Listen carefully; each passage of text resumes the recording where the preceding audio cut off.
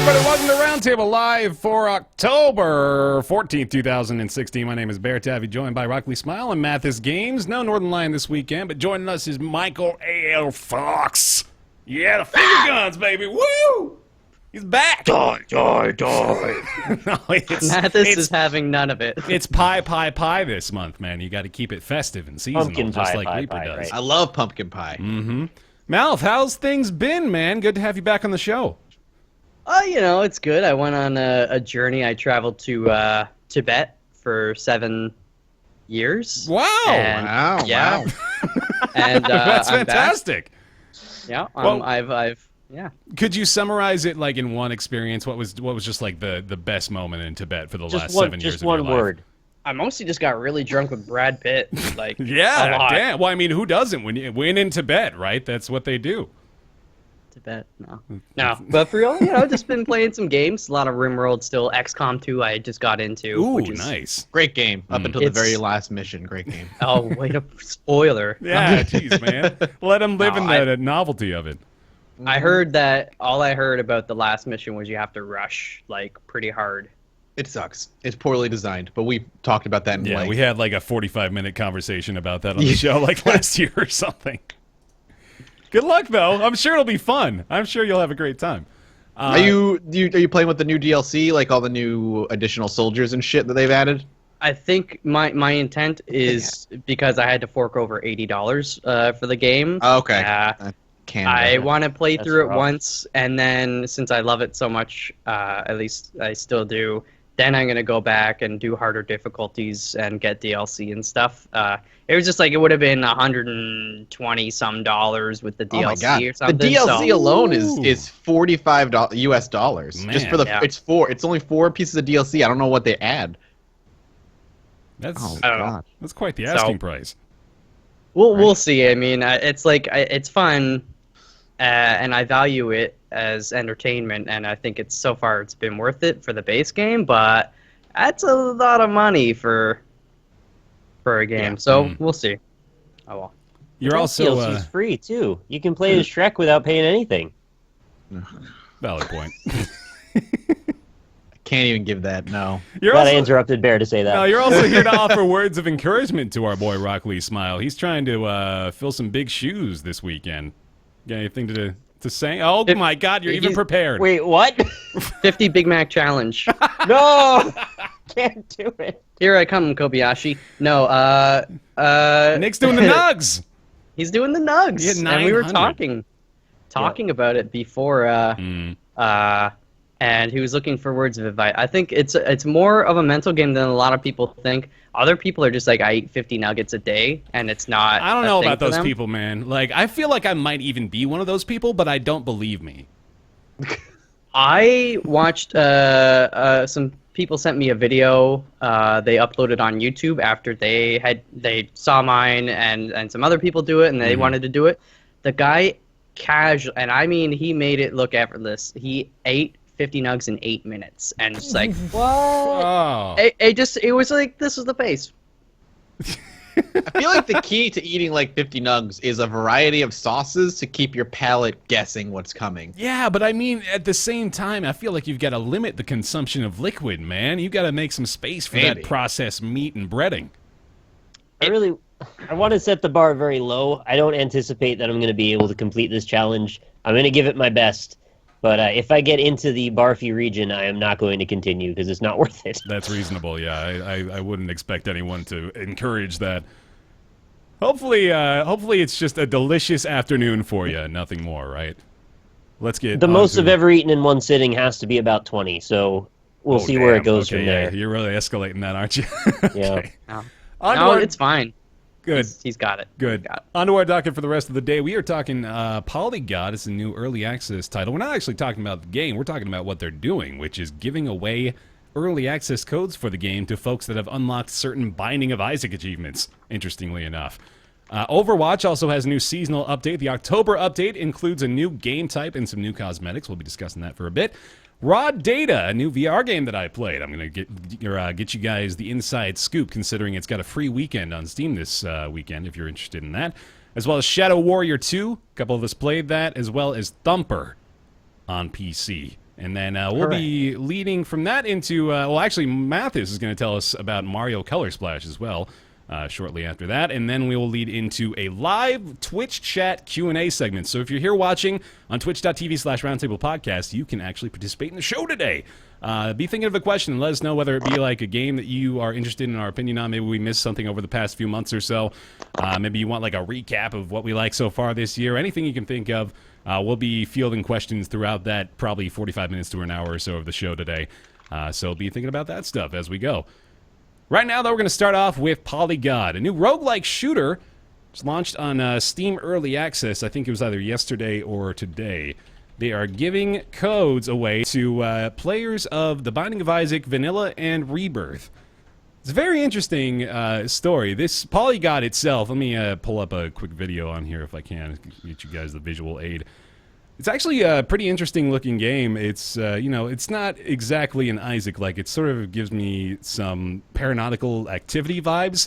It drops you into different procedurally generated mazes and you are just basically going through FPS style and trying to defeat all the enemies. And there's bosses and stuff like that. And there's also, I think, what they call blessings, which are just weapon augmentations that do things like increase your reload speed or increase your firing speed or stuff like that. So, you know, a lot of sort of the same stuff that we're seeing in early access these days, to be fair. Like, this is, you know, it's a shooter. It's got procedurally generated elements. There's roguelike elements. So there's not a lot of surprises here. But this is a very unique approach to marketing, I think, as far as you know, making value out of achievements is concerned. Nick, how do you feel about this? Well, the first question is, can't people just use Spider Mod and get all the achievements in one click? Oh, yeah, that's a fair point. So, like, probably don't make your game contingent on achievements on Steam, because people can figure out ways around that. Other than that, though, I like the concept. Mm-hmm. You know, rewarding players in a similar genre with a similar skill ceiling, maybe. Kind of attracts the right crowd, I guess. It's just, like I said, you got to figure out a way around the scammy people, but I like the idea. MALF, thoughts? Oh, he's eating right now? Does he have a nugget? I'm thinking. I think with my mouth, okay? I don't know. I think, I mean, it's... I don't want to deviate too much, but I actually had this idea for a website. It was similar to Platinum God, like you guys know about Platinum God, right? Mm-hmm. You go and, but it was like Gungeon related, and people could vote on which weapons are really good at defeating the bosses or good at clearing rooms and stuff like that. Oh, and they would be weighted. It would be weighted based on their achievements, and what they have, like what achievements they have and the hours played. And I thought that would have been like a really cool like integration to weighted. So yeah, I generally like the idea of it, but I guess as Nick mentioned, now that people can exploit it and stuff, there will be people that will exploit it. So it's like, yeah, that is weird to keep it contingent on achievements that can be easily attained via manipulation of files. Yeah, well, I mean, at the same time, well, I don't know how much people value achievements if they don't have any sort of practical value like they now do as a result of this, but there's only maybe 1% of the online Steam population that has actually unlocked the achievements that they have listed, so I feel like maybe if they could, they would have done so already, perhaps, but maybe that's not the case either. It's also interesting to me that they did just decide to basically copy-paste the bottom list of the global achievement stats and say, okay, so for literally the least amount of people on planet Earth that this could potentially apply to, that's who we will give it away to. It's about 1% of Steam owners of the game.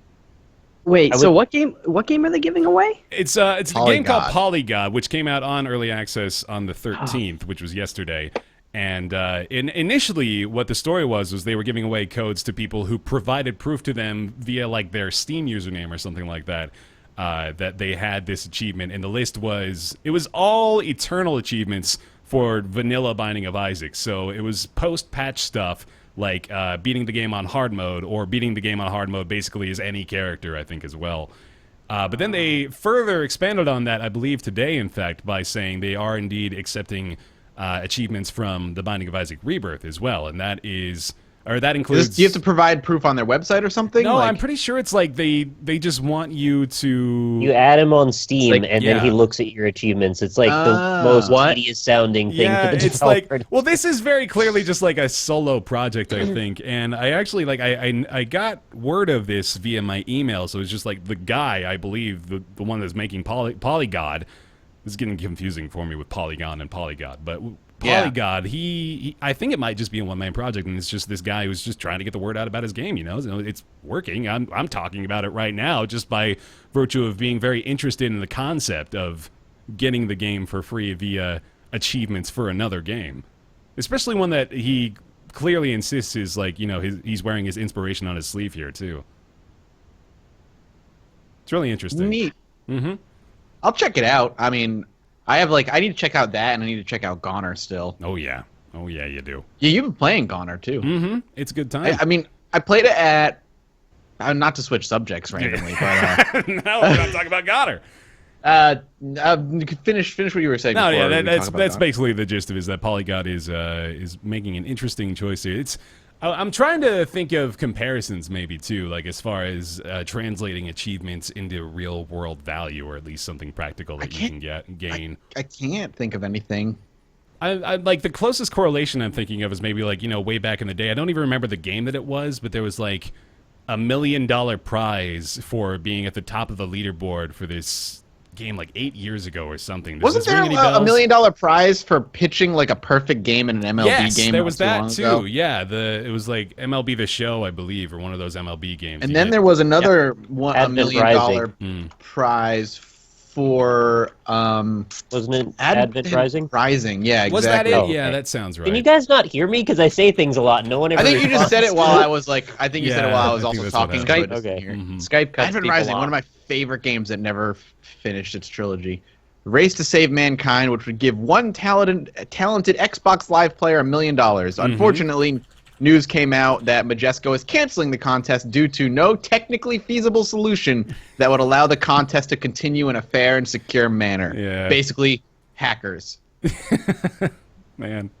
So that's like obviously on a much lower scale as far as cheating to get codes for POLYGOD out of early access, but it is like still the same sort of concern where if you're basing it on in-game accomplishments, even if it's not the game that you're creating, you know, like you're still making yourself susceptible to the kinds of folks who will be like, well, I mean, I can make it seem like I did this, but I don't necessarily have to. Yeah. Yeah.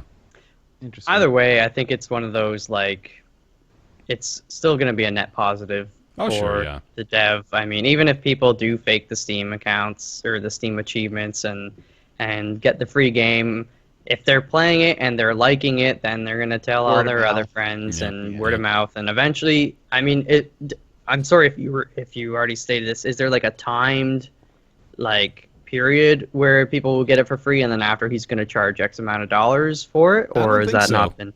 I'm pretty sure he's just like sort of opening it up to everybody again. Maybe just like another reason to play the Binding of Isaac is like, hey, if you want to get a free code for this game, go beat hard mode once in vanilla Binding of Isaac, and that's it. That- That's all you got to do. And That then would just- be a really strange cross promotion to then have there be a Yes. sale on Isaac, and Mhm. then people buy that to get to the other one. See, that's what I sort of wanted to speculate into, or like theorize how future developments could come of this sort of interaction. You know, like unlocking game codes via achievements for other games. Like, it's a very interesting premise, isn't it?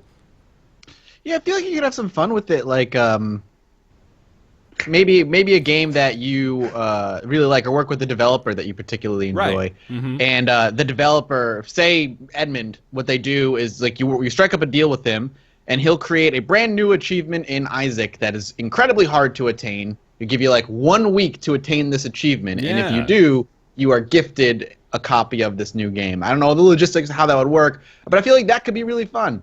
Obviously, I just use Isaac as the example because that's what we're talking about here. But yeah, having like a unique achievement that is only available for a week, which will get you with the free game, it could be really fun for both games. There's a little bit of a benefit for both there.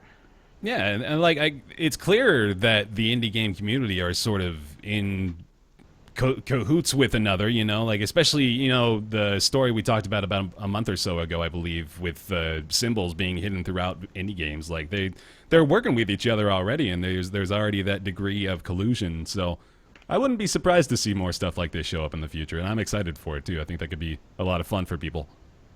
Use it to encourage people to buy a sequel to a game. Say if you 100% of the prior one, you get 10% off or something. Oh, hey, I like that line of thought. Spelunky 2, you get a discount if your name's in the credits of $1. Yeah, that actually, hey, works. cool. Covers No, just get $1 off. $1 million run, and you get $5 off. Yeah. $2 million, you get $10 off. Simple little things like that. I like that a lot. Who knows? The world is our oyster as far as achievement collusion is concerned. Moving on, though. Overwatch Halloween Terror. The limited time event is available now and running through November 1st. Includes a new game type. It's a 4-player sort of tower defense. Hold on. I gotta type words. Mode. It's co-op mode. It's you're going up against Dr. Junkenstein, and he sends his army of zombies. They're named something else, but they are zombies. And it's a lot of fun, actually. Me, Nick, Austin, Rob all checked it out the other day. We had a lot of good times with it. Nick, what were your thoughts about it? I thought it was a good time. My thoughts were that I'm really bad at McCree and Anna. Yeah. Because there's only 4 characters that you're allowed to play as. Soldier 76, McCree, Anna, and Hanzo. Yeah. And I can play as 2 of those characters, sort of. But since it's a very competitive team-based thing, not competitive, cooperative team-based thing, you need to really have each other's backs. And if your healer can't heal, you're going to die really fast. Well, it's more so in the hard mode because there's a normal and a hard mode. We could beat the normal mode. We couldn't beat the hard mode. Yeah, it's tough. And I'm just not good enough at 2 of those characters to support the team properly. So that leads to a bit of a conflict there. And, you know, that was slightly frustrating, but I like the concept of it. Although I do wish there was a bit more versatility to it. Maybe different levels or a couple of different groupings that could happen that aren't just the same enemies and the same patterns.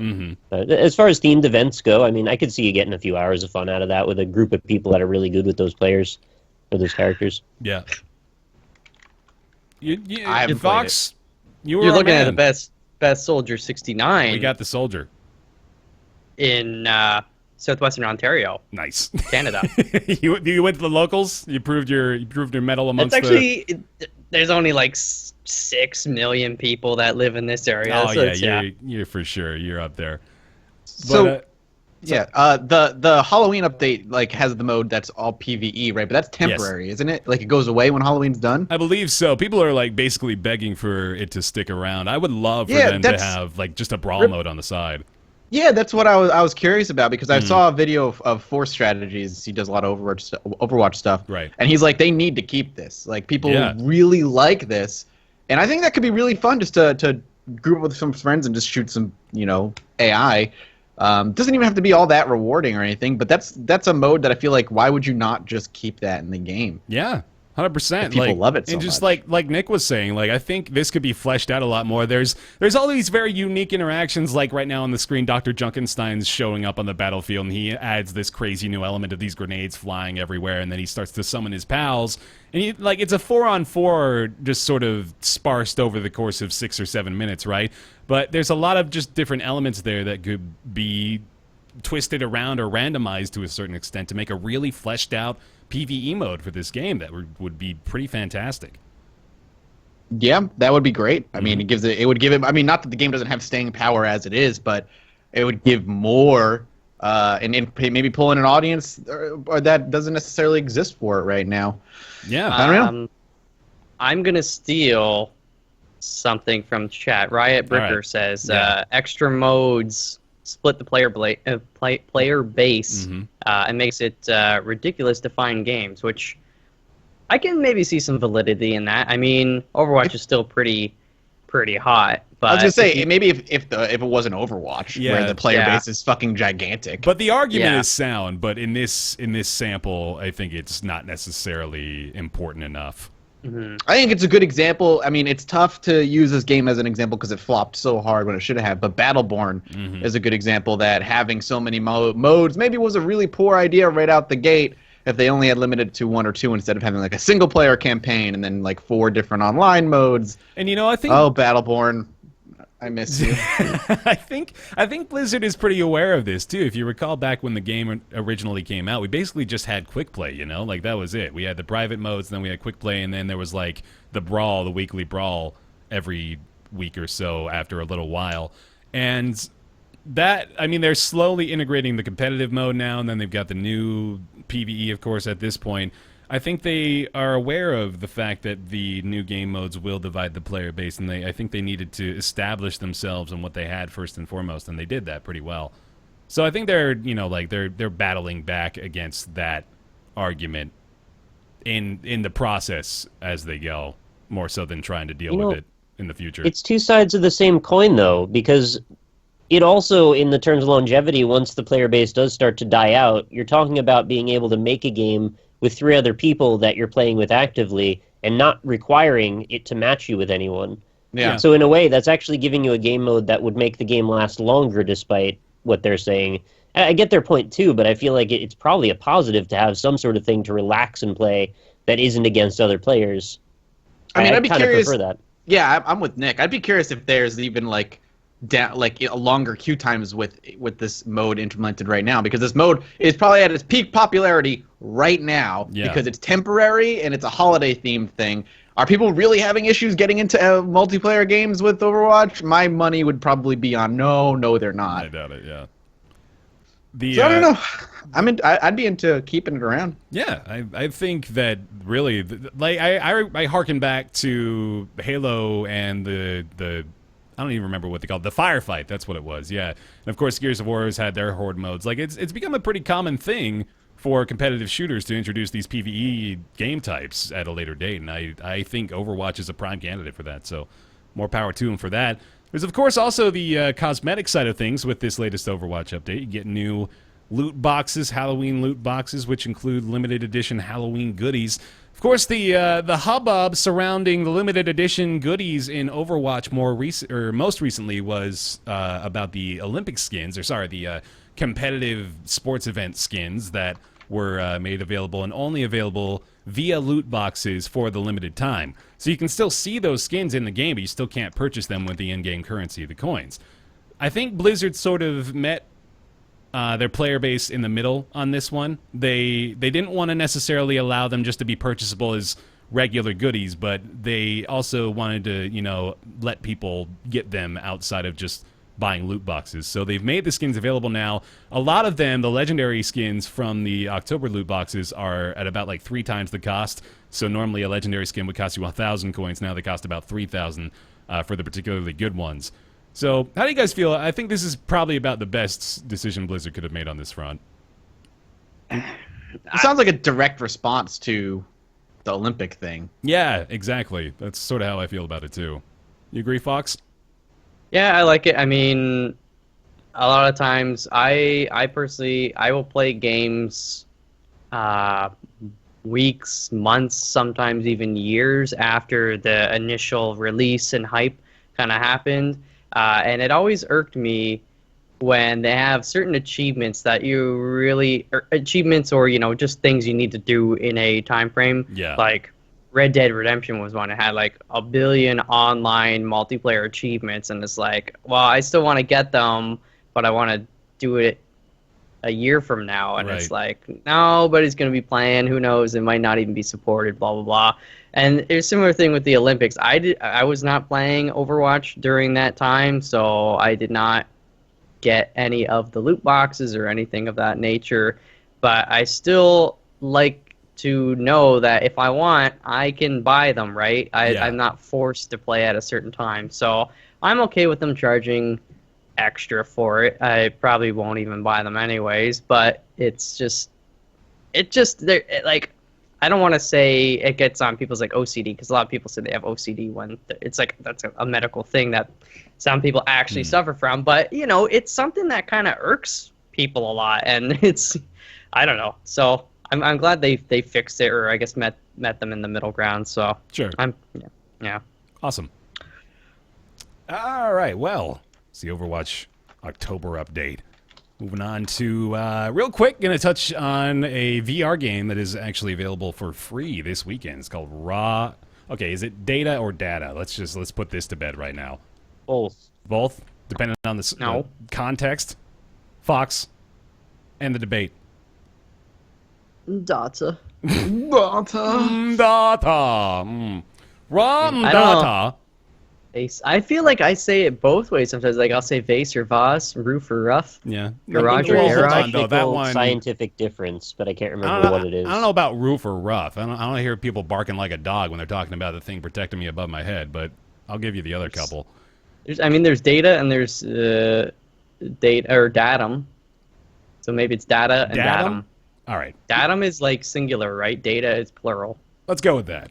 Raw Datum is a VR game built from the ground up for VR. That's a phrase that gets tossed around a lot, but it actually seems like it was applicable in this case. So I checked out Raw Data this weekend. Yesterday, actually, I played the majority of my time, and it is actually pretty fantastic. I really like this idea for a game built within VR. So it's a sci-fi atmosphere.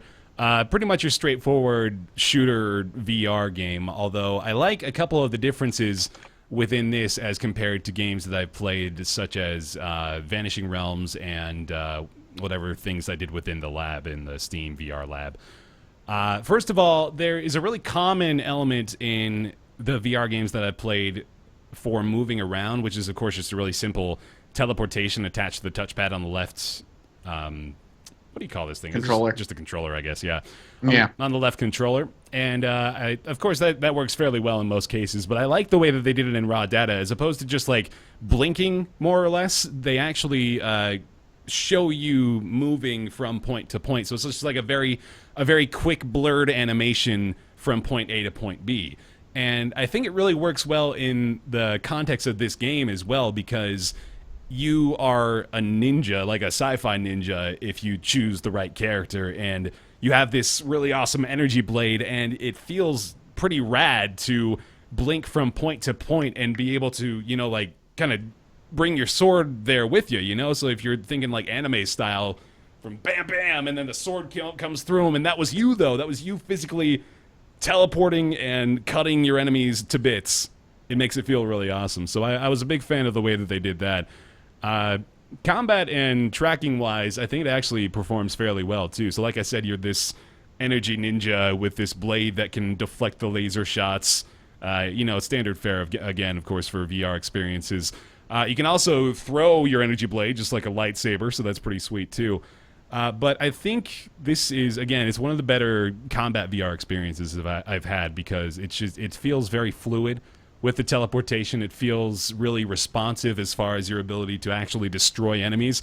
This was one of those games where I was slamming the controller into the wall. I was so engrossed in the experience, because I was just like, I was slashing at With robots those little wrist on the slap other side. things, man, you gotta hang on to 'em. They do not really restrain me well enough. I get outside of my comfortable boundaries really quick, but yeah, I was getting really into this one, and it's intense too. I gotta say that this was definitely, like, as far as feeling like I was vulnerable to attacks, this was the one that really got into my head the most, because there are these there's like these Terminator style robots that are coming toward you, and like even in the training mode, I got through like the shooting training, and then there was the melee training.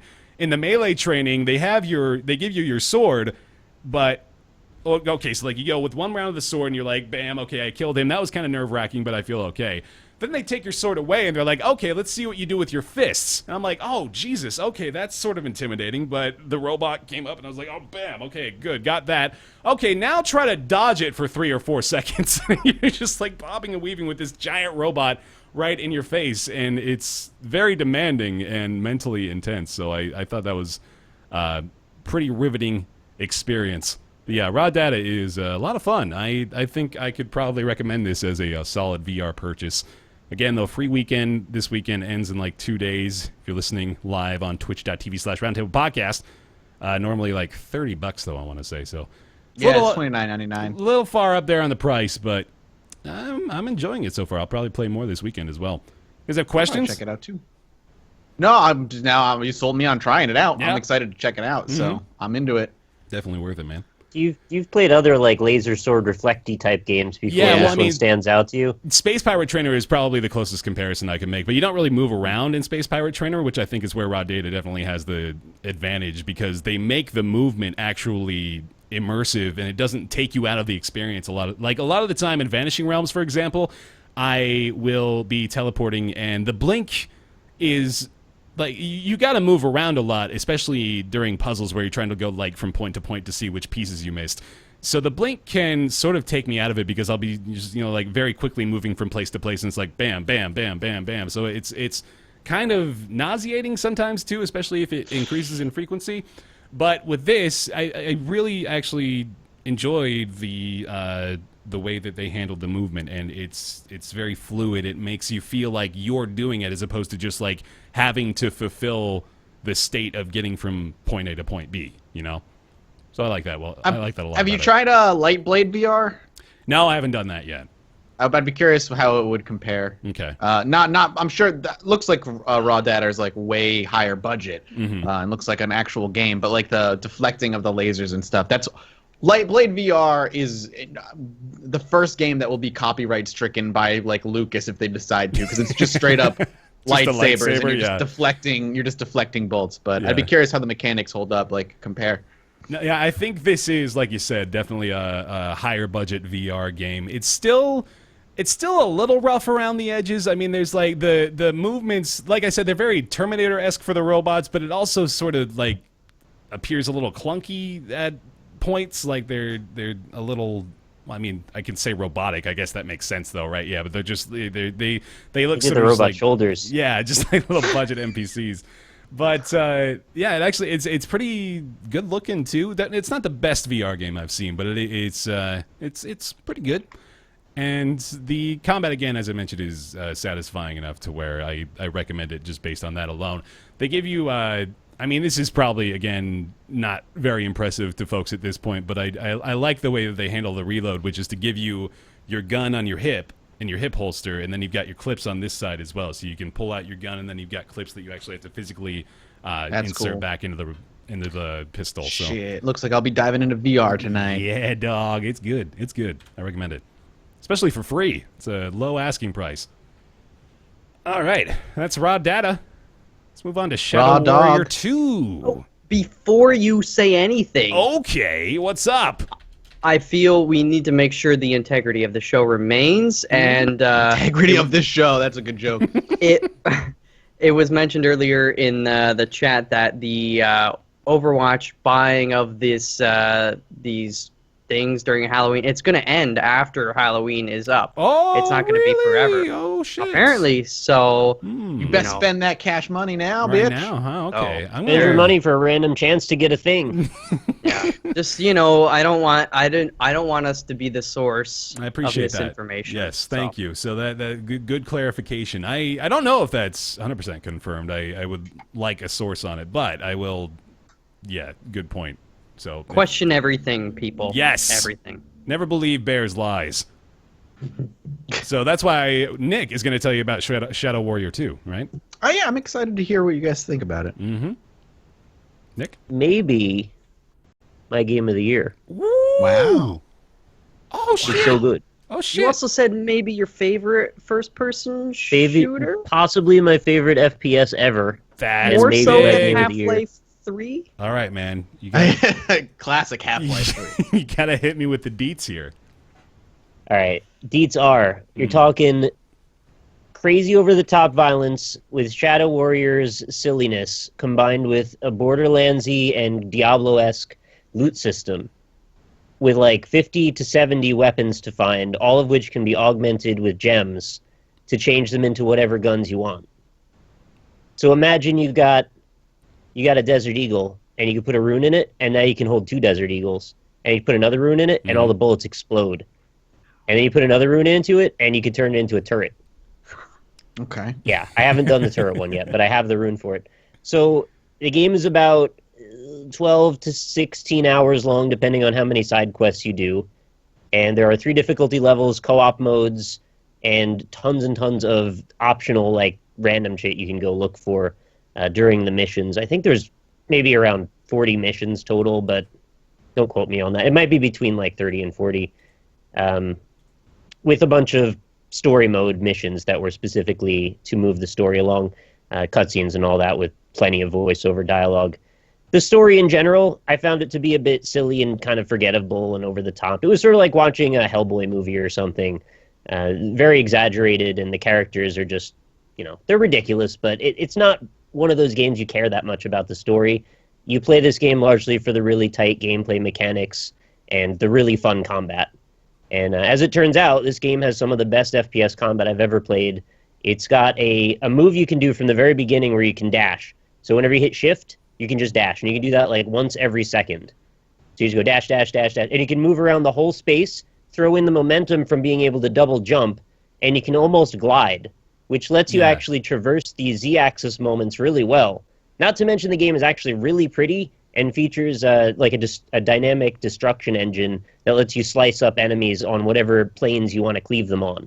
And there's lots of melee. Sorry, go ahead. No, I want to harp on that, what you noted about the dash and the double jump, because they actually pointed that out to me when I was playing it at the demo booth at PAX West. They made a note of the fact that people didn't like that they had to progress in order to feel really badass as far as moving around the map went, so they deliberately made that change, and I think it was like drastically for the better, right? Yes, I would say almost every decision they made regarding the combat is pretty much for the better. The fact that it's loot-driven now gives you something other than the story to care about. When, like, if you're not into it just for the combat, which you could be, because it's actually that fun, looking for all the guns and knowing that you won't potentially get all of them during one playthrough is awesome. Because it's given me a reason to go back to it and play it in New Game Plus mode on the hardest difficulty now. I mean, yeah, I finished the whole thing in like 2 days, but I was enraptured by it the whole way through. I enjoyed every minute of it.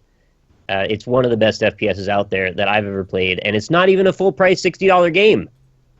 So my question, I guess, is to you is, if somebody came into this and didn't really like Borderlands formula, would they still enjoy this game? Well, it's not like there's infinite weapons to get or anything like that.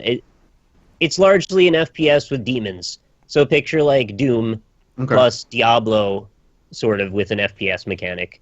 I guess my worry would be it gets repetitive, but you seem like that's not. The combat's so fun. You can mix up the weapons in so many different ways, and there's magic and skills to progress and experience to gain, side quests to do, and all that business. It keeps you just looking around to just mess around with enemies in different ways. And the fact that they ragdoll and fling everywhere and they cut into little pieces, like, you just feel like a badass when you're cutting through everything. Awesome. And it's enough to make the game enjoyable just off its mechanics alone. So Sorry for the, they've done a lot to augment that. Sorry for the drop frames, folks. I'm going through a pretty big storm right now, actually. But yeah, I want to say on that note, too, that this is probably...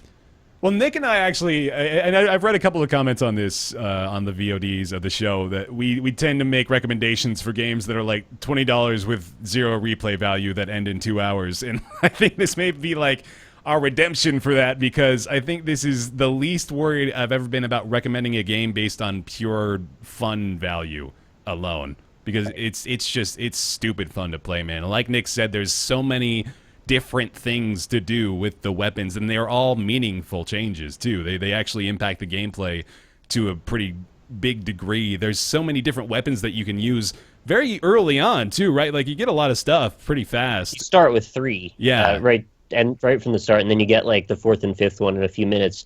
And it's not like there are reskins either. I'm not aware that there are any reskins actually in the massive group of weapons. It's just like a ton of different weapons into, I think it's about 10 categories. So if you're a buff for like just messing around with weird stuff and you just want to cut people up and shoot them with a million different rockets, you'll have fun with that, because there's a lot of options. And like I said, there's skill points too. I finished the game, I still had, I don't know, probably about 15 skills that I didn't have any points in. So like when I go back and play through it again, I'm just going to try and fill those all up. And I did 100% all the missions, so I did like everything I was able to do in one gameplay or playthrough. But there were random drops I didn't find, and co-op stuff we could have done, and a lot of other things. So the replay value to this one seems good, and it's not even full price anyway, and it's got online functional co-op. Although we did have an issue with that at one point. We had some problems, but yeah, it is. I think generally speaking, I think most people haven't had too many issues with it. Plus, the online multiplayer is in a functional beta right now, or it was at least a few days ago when we tried. So there's room to grow there, I suppose. Now, the reasons I would say somebody might be turned off from this game are if you find the character Lowang to be particularly annoying, you kind of have to get on board right away with the fact that you're supposed to love to hate him. He's not really supposed to be a character that you just get behind because he's an asshole and he makes bad jokes. Yeah. And that's just him.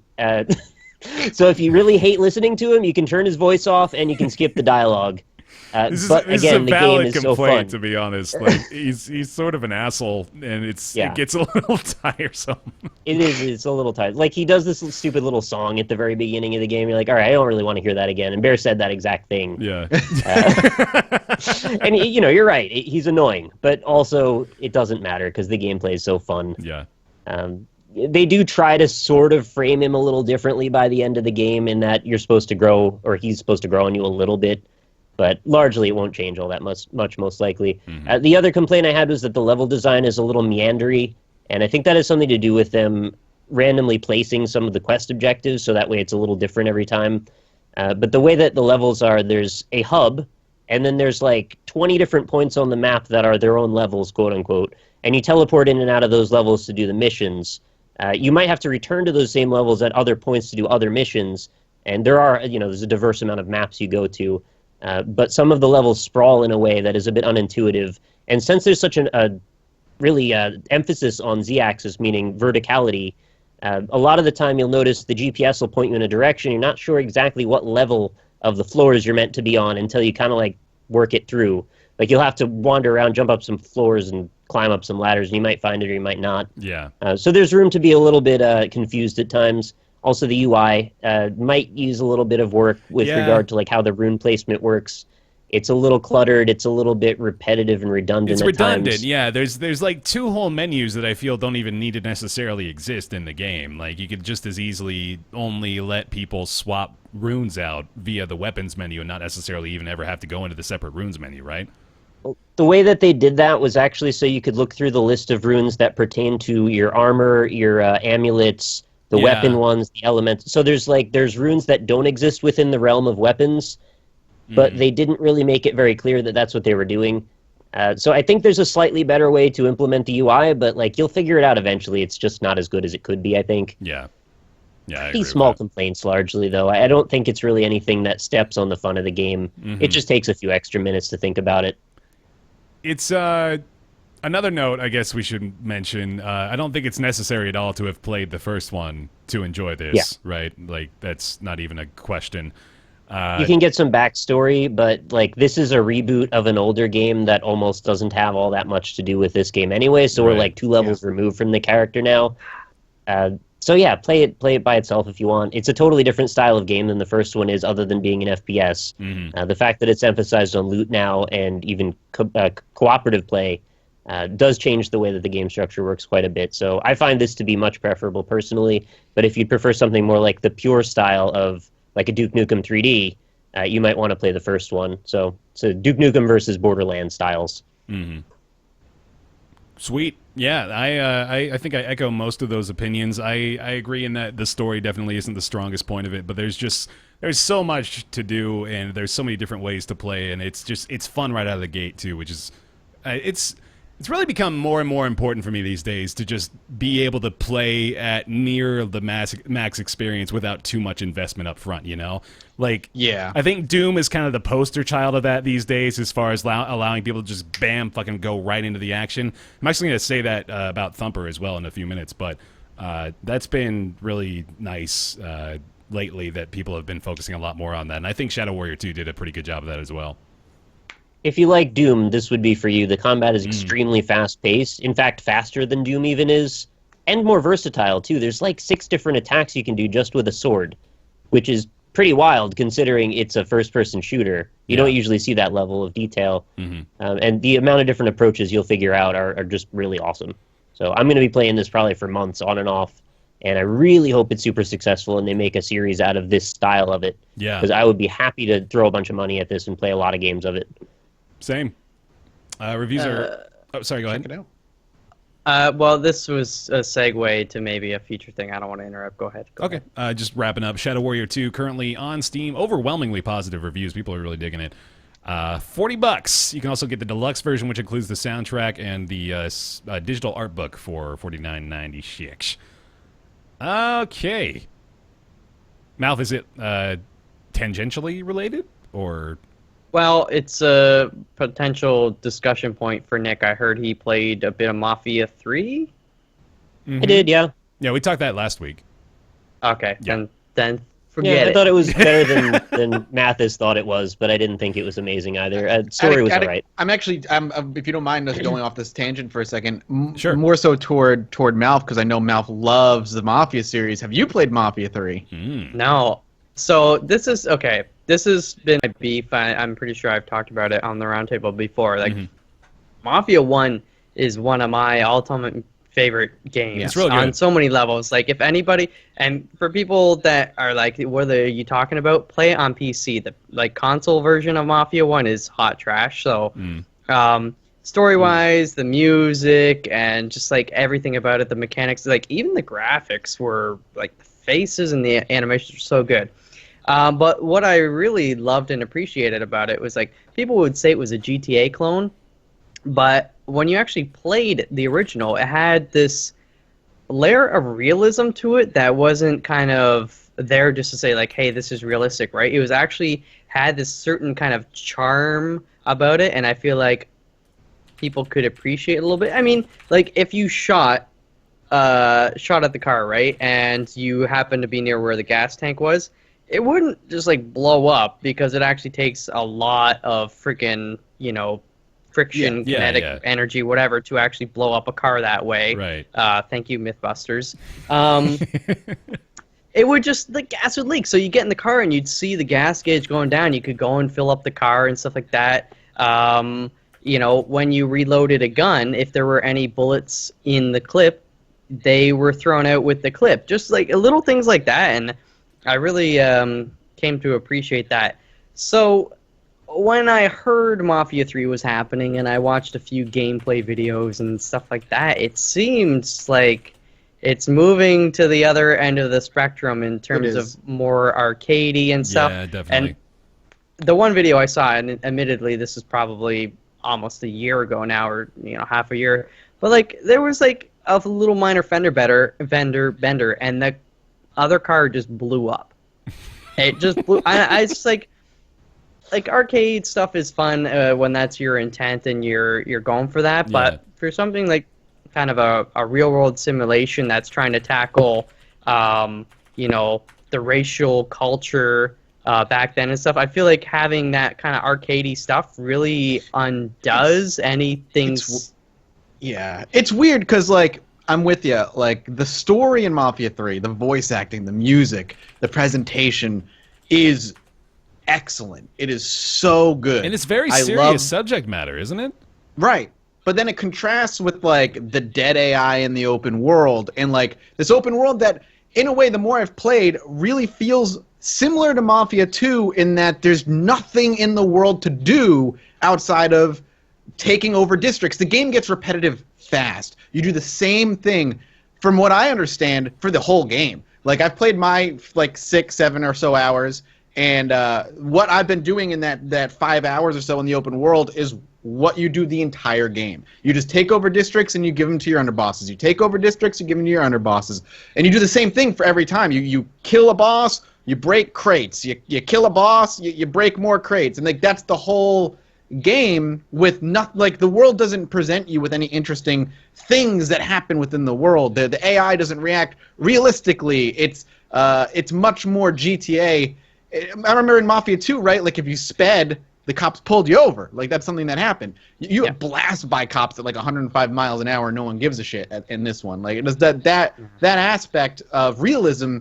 They took a step towards the GTA arcadiness, which is fine if you, in my opinion, as long as you have stuff to do in your arcadey world and the AI reacts realistically within the world's rule system. But they don't. The AI is beyond stupid. The thing is, the shooting mechanics feel fine. Like they don't feel bad. They feel like they work properly.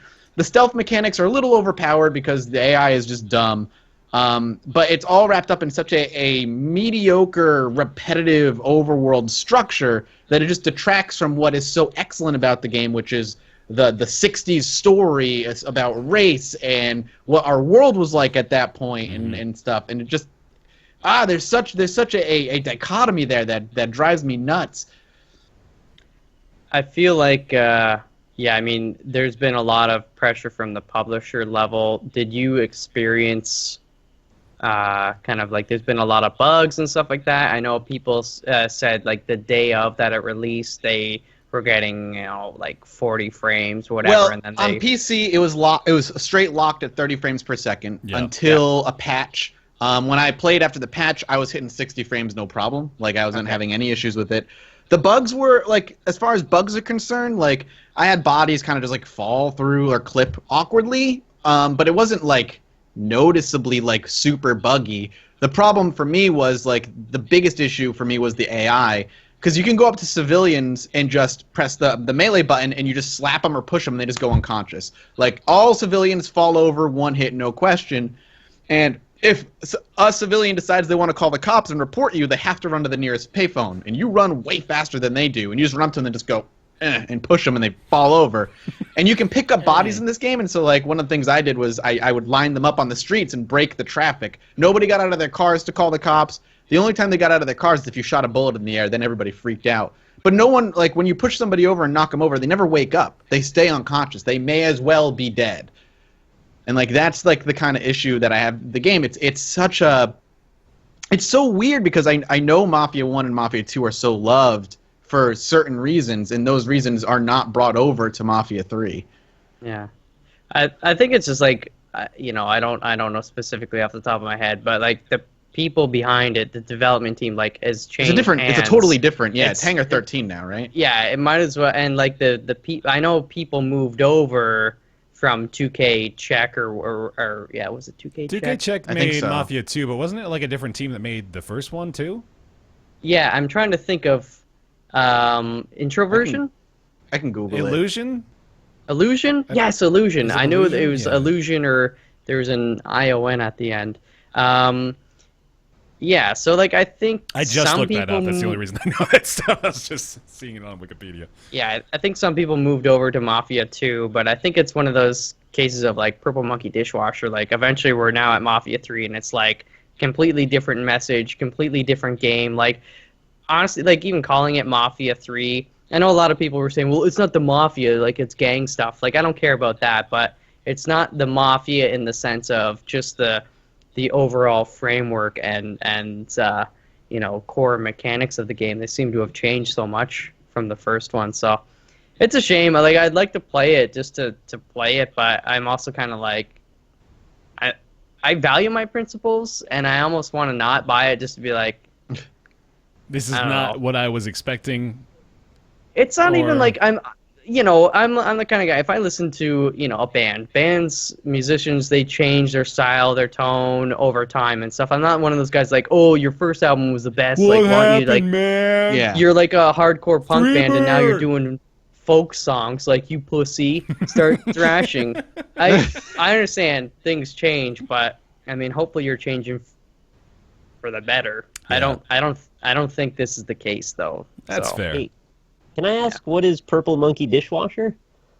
It's well, that specific thing is a reference to Simpsons, I okay. think. But it's like, you know, you say, like, you go around in a circle. I say I really like bagels, and then somebody says it to the next person, and eventually it gets to Telephone. the end, and it's like, And then they say, I really like bagels, and you realize that you were actually saying it wrong at the start.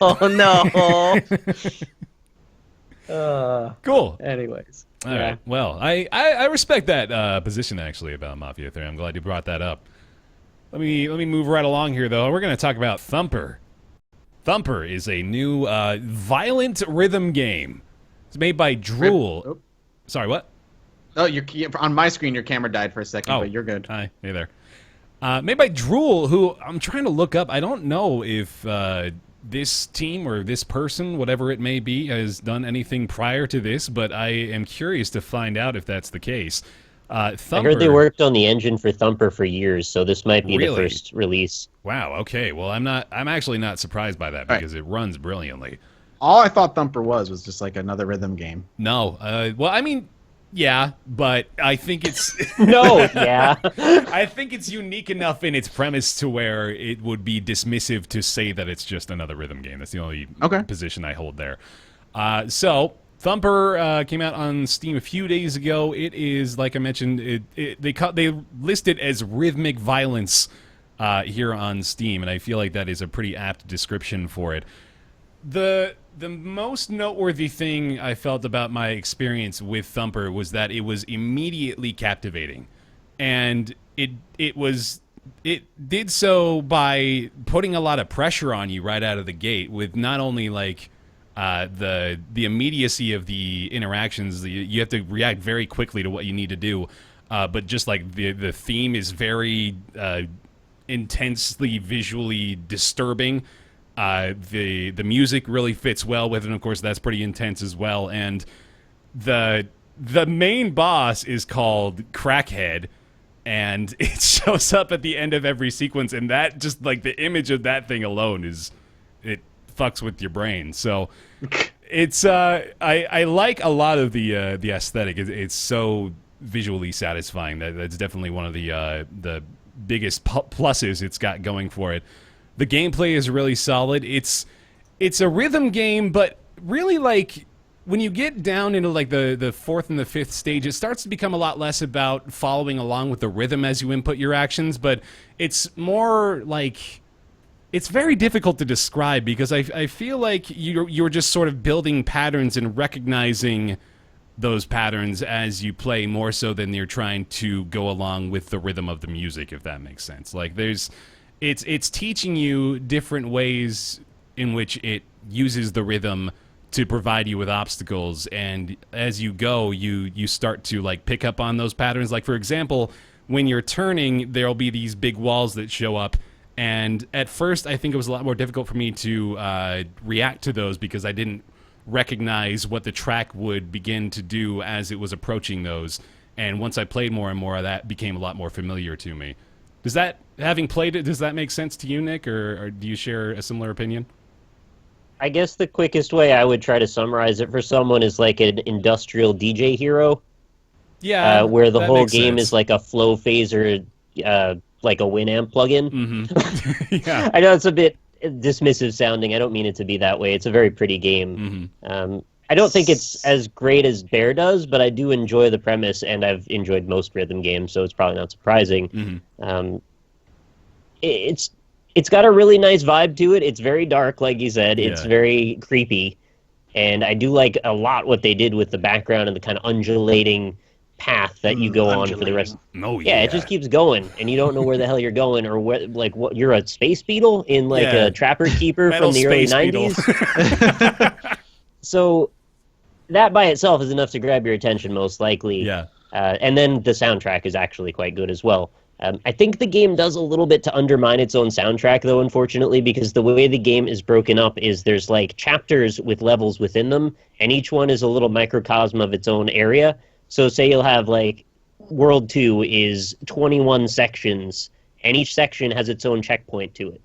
So if you die during Section 2, you'll restart in World 2, Section 2, until you clear it, get to Section 3. Mm-hmm. And you keep on going until you reach a mid-boss and then an end boss. I don't know if that formula changes later. But they teach you things throughout all of that. The problem for me, and it's a maybe larger problem for me than some, but I feel like they really break the momentum a lot when you're going between those sections, where you'll start to feel the groove of what they're doing musically, and then it has to go silent so they can start the next section. And they sort of try to thematically tie them together, but it's a very loose tying, and in the end it sort of feels more like you're just playing iterations of the same beat with blanks between them. What do you think about that, Bear? I see where you're coming from there. I feel like that's more designed not to... Well, like, I guess a repercussion of it is that it sort of breaks up the flow, but I think that's sort of meant to be a way to make it a little easier. Because it is fairly difficult, right? Even like in the second and third worlds, did you find yourself having trouble getting through it at all, or did you not really have any issues? I kind of had it click. I mean, I was playing it at like 3 in the morning, so my mind might have been a little bit off, but all of a sudden I was like, oh, I can just do this now. And then all of a sudden, like, it wasn't as big a problem. But yeah, it was pretty tricky at the beginning. And I think some of the reason it was tricky was because I felt like the beat was rather fragmented at times. Yeah. Like, you couldn't follow what it was trying to tell you because you kept having to stop and change it. And see, that's... So I was getting into, like, the did it, and then Yeah. it would throw in, like, this other variation out of nowhere, and then you'd lose the thing you were getting used to. That's sort of what I was So- trying to explain away, because, like, I think I can appreciate that they didn't want to necessarily just make it a rhythm game, you know? So they didn't just want to make it so, okay, you're going to go button, turn, button, shoot, or whatever the fuck it ends Right. up being, right? But they wanted to allow for some freedom of exploration within the rhythm, which is what I think it ends up being. So there's like sequences where you're playing and you're going along with the beat, but then out of nowhere it'll throw in like instead of like a boom tap, it's like a boom tap, boom ba boom tap, you know? So like they're exploring with that, but it seems a little random, I guess, at They don't times. telegraph very well when Yeah. it's going to change. Yeah, exactly. So You just have to kind of memorize it to get through it some of the time, which I'd much prefer you teach me a language and then work within that language to make sure I can sight read things. And I did it, but I think most likely I did it more by accident than intentionally a lot of the time. yeah, that's reasonable. But at the same time, I do feel that they introduced the new elements at a really good pace. Do you agree with that? Yeah, sure. Yeah. I hope it doesn't get too much harder than World 3, because it was pretty hard. Okay, so you're in for a big surprise, I got to tell you. Yeah, well, but- I know they add more lanes. Yeah, and then there's well, okay, I'm spoiling, I guess, for the people that haven't played it yet. Did you turkeys play? I'm seeing a lot of Amplitude? comparisons to Audio Surf or Bit Trip. Yeah, Runner. that's definitely the biggest comparison, I'd say, is Audio Surf. And I did play a little bit of Audio Surf. I played some Bit Trip Runner as well. I don't know if I would necessarily make a comparison there, but I guess it is sort of within the same genre. But I think the cool thing about Audio Surf was that you could use your own songs and shit, Yeah. and it would.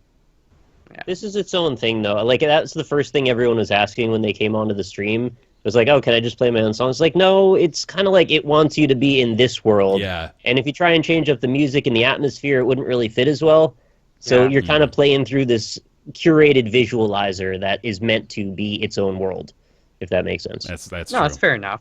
Like we talked about it on at least on one of the roundtables I was on about certain games, sticking to being more of a curated experience, right? Like this is what Yep. we want you to experience. Yeah. And I could see, okay, yeah, you can maybe play some like Devil Driver or something, and while you're playing the game, but it's gonna give you this whatever experience, and it might not be great, and then you might look down on the game because of that. So it's Yeah, I wouldn't look at this in the same vein as Audio Surf as far as that's concerned. It's like Nick said, like it's a standalone built, as an exact thing from start to finish. You're following along. It's literally on rails. So it's like this is a very concise thing that they want you to experience.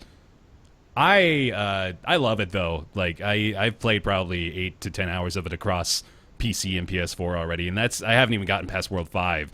So I've just been like going back and trying to get better scores. It's a really enthralling experience. Like it's so visually stunning. Like like what I was trying to get at originally was the captivation, basically, that I experienced, because that's a unique feeling for me these days, is to boot up a game and like right out of the gate 1-1 I'm like, oh shit, this is cool, and like I want to see more of it immediately. So I definitely got that vibe from Thumper. I'll have to check it out. Okay, well, there we go. Thumper on Steam. It's also on PS4. It is currently $20. I highly recommend it. Nick, would you recommend it overall? Yeah. Simple controls, deep premise, experiential learning. If you like stuff like I just mentioned earlier, amplitude and frequency and stuff like that, Yeah. you'll probably get into this, as long as you don't mind the atmosphere being rather dark and industrial. It is. So yeah, I'd recommend it. It's a different experience. Like, yeah, actually, Amplitude is a pretty solid comparison as well, especially with the lane changing being involved. And it's a different experience from that, though. Thumper is... I'm going to use this word again, even though I've said it probably like 6 times already. It's intense. Like, it gets in there. It's very fast. What's up, Do you buddy? guys want a true story Hell about yeah, I Northern do. Lion? Oh, about So- Ryan. Oh, shit. Always. While he's not First here to time- defend himself, absolutely. No, but I mean it's true, and if he denies it, he's a jackass. All right. First time I ever went to his house, this is during high school era. Mm-hmm. He was just like, "Yo, come to my house, we'll hang out or whatever." Yeah. And I had burned him a copy of the latest Broken Social Scene CD. I brought it over, nice. and then we hung out in his room. And basically for 2 hours, he just let me watch him play Amplitude. And The Let's Plays were beginning early. and yeah, so I was like an exclusive. It was a good time. Nice. I played maybe like once or twice. I wasn't very good at it, but Should have recorded it on your camcorder. dude, Got that up had, to E-Bombs World or something. that'd have like 1 million views. Oh yeah. The start of NL's LP career? Are you kidding me? You've got like a fucking Ken Griffey Jr. rookie card, man. That's awesome. That's awesome. That's the story. Cool. That's good. I like it. All right. Yeah. That is our docket today, so we're actually going to go ahead and open it up to the Twitch chat Q&A segment again. We'll ask y'all who are here viewing us live on twitch.tv/Roundtable Podcast. If you got a question for us, feel free to shoot it out, man. It's a brand new segment. Trying it out right now. It's live here on Twitch. We're live on Twitch. It was a slow news week. Yeah, basically, no, is what it boils let's down to. let's definitely let the microphone drop all the way down and also peel back the onion layers a bit. There's not a lot going on in the gaming world this week. The PSVR is like the big story right now, obviously, but none of us have it, so we don't really have a lot of insight. Yeah, I don't personally plan on getting it. I don't really care enough, I don't think. I think I'm going to. I was saying this on stream the other day. I feel as though there's maybe a bit of an obligation for me because Nick is providing us with the Oculus perspective. You and Ryan both have the Vive, and I've got it temporarily now, but I think I've got to get the PSVR perspective for the show. I think we got to see all sides of virtual reality. Yeah, for sure. Mm-hmm. Oh, someone asked about Goner. All You right. played a lot about Goner. Yeah, I played a little bit of Goner. My experience with Goner is PAX Prime and about 20 minutes at home so far. That's about it. So why don't you tackle Goner first? Sure, yeah. Let me talk about Goner real quick. So this is the new one from... It's published by Raw Fury, developed by... Oh, no. On the spot. Oh, no. On the spot. Can't do it. Goner is developed by Art and Heart. And it is a tough as nails 2D platformer. It's a really difficult. I underestimated roguelike. it. Yeah, it's a roguelike. It's tough, dude. Like, okay, so I am 4 episodes into the LP. That's like probably 2 hours worth of gameplay. I have not beaten the second set of stages. So it's actually comparable for me to Spelunky as far as progression is concerned, because it took me probably like 40 hours to even beat hell in Spelunky or something ridiculous like that. So like the level Took you that long? It took me a long time, man. Like it took me quite a while, but once it clicked though, it became a lot easier for me to be consistent at it. But I think Goner may be a similar story. There's a lot of preciseness to the movement, and there's a lot going on screen at the same time as well.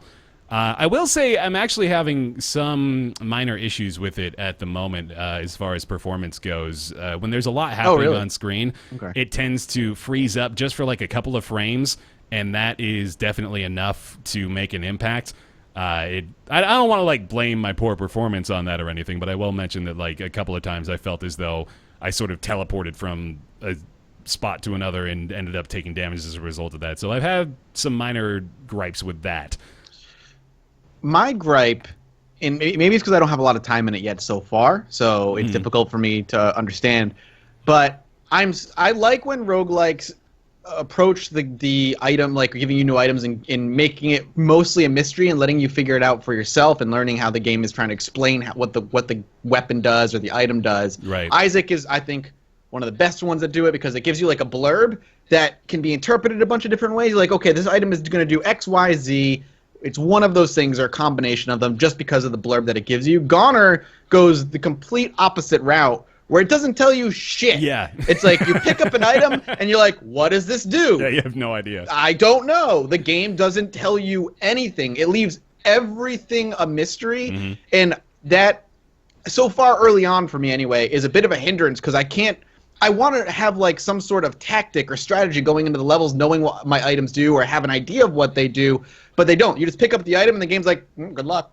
figured out. It took me a couple of runs to figure out how to like not die right away because I was like, wait a minute. Sometimes I get hit and then I'll die really quickly after. Sometimes I won't. Oh, okay, hang on. I have to actually get my skull and that'll give me an extra hit, which removes an extra heart. Okay, got it. I figured that out. But the game is incredibly mysterious. And right now, for me, it's a little bit of a detriment. It's not killing the game for me by any stretch, but it's definitely weird for me for the game to just not tell you anything. There's some complexity to it too. Apparently there are different jumps. I didn't even know this was a thing, but I guess if you like hold down the jump button, then you'll jump higher. So I've still got some stuff to learn myself, but I'll come to the game's defense as far as the items go, because I feel that they are, at least up to this point, I've been able to decipher what they all do. Like I've been able to discover what the different skulls mean. I think one of them like improves the damage you do by jumping on enemies. One of them actually is just like a gun head, so you're just firing more. But of course you have less health with that one. And then you've got another one which I think is just like a standard head with no benefits. But then you've got your different weapons, which are effectively your arms, which have different effects, which are pretty easy to see because you fire them and you see what they've got going on, right? And then you've got your active item or your backpack item, whatever you want to call it. And there's like 3 or 4 of those that I've unlocked so far. One of them adds to your jump. One of them provides another reload clip. One of them, I think, is just like a barrage of bullets you can fire out.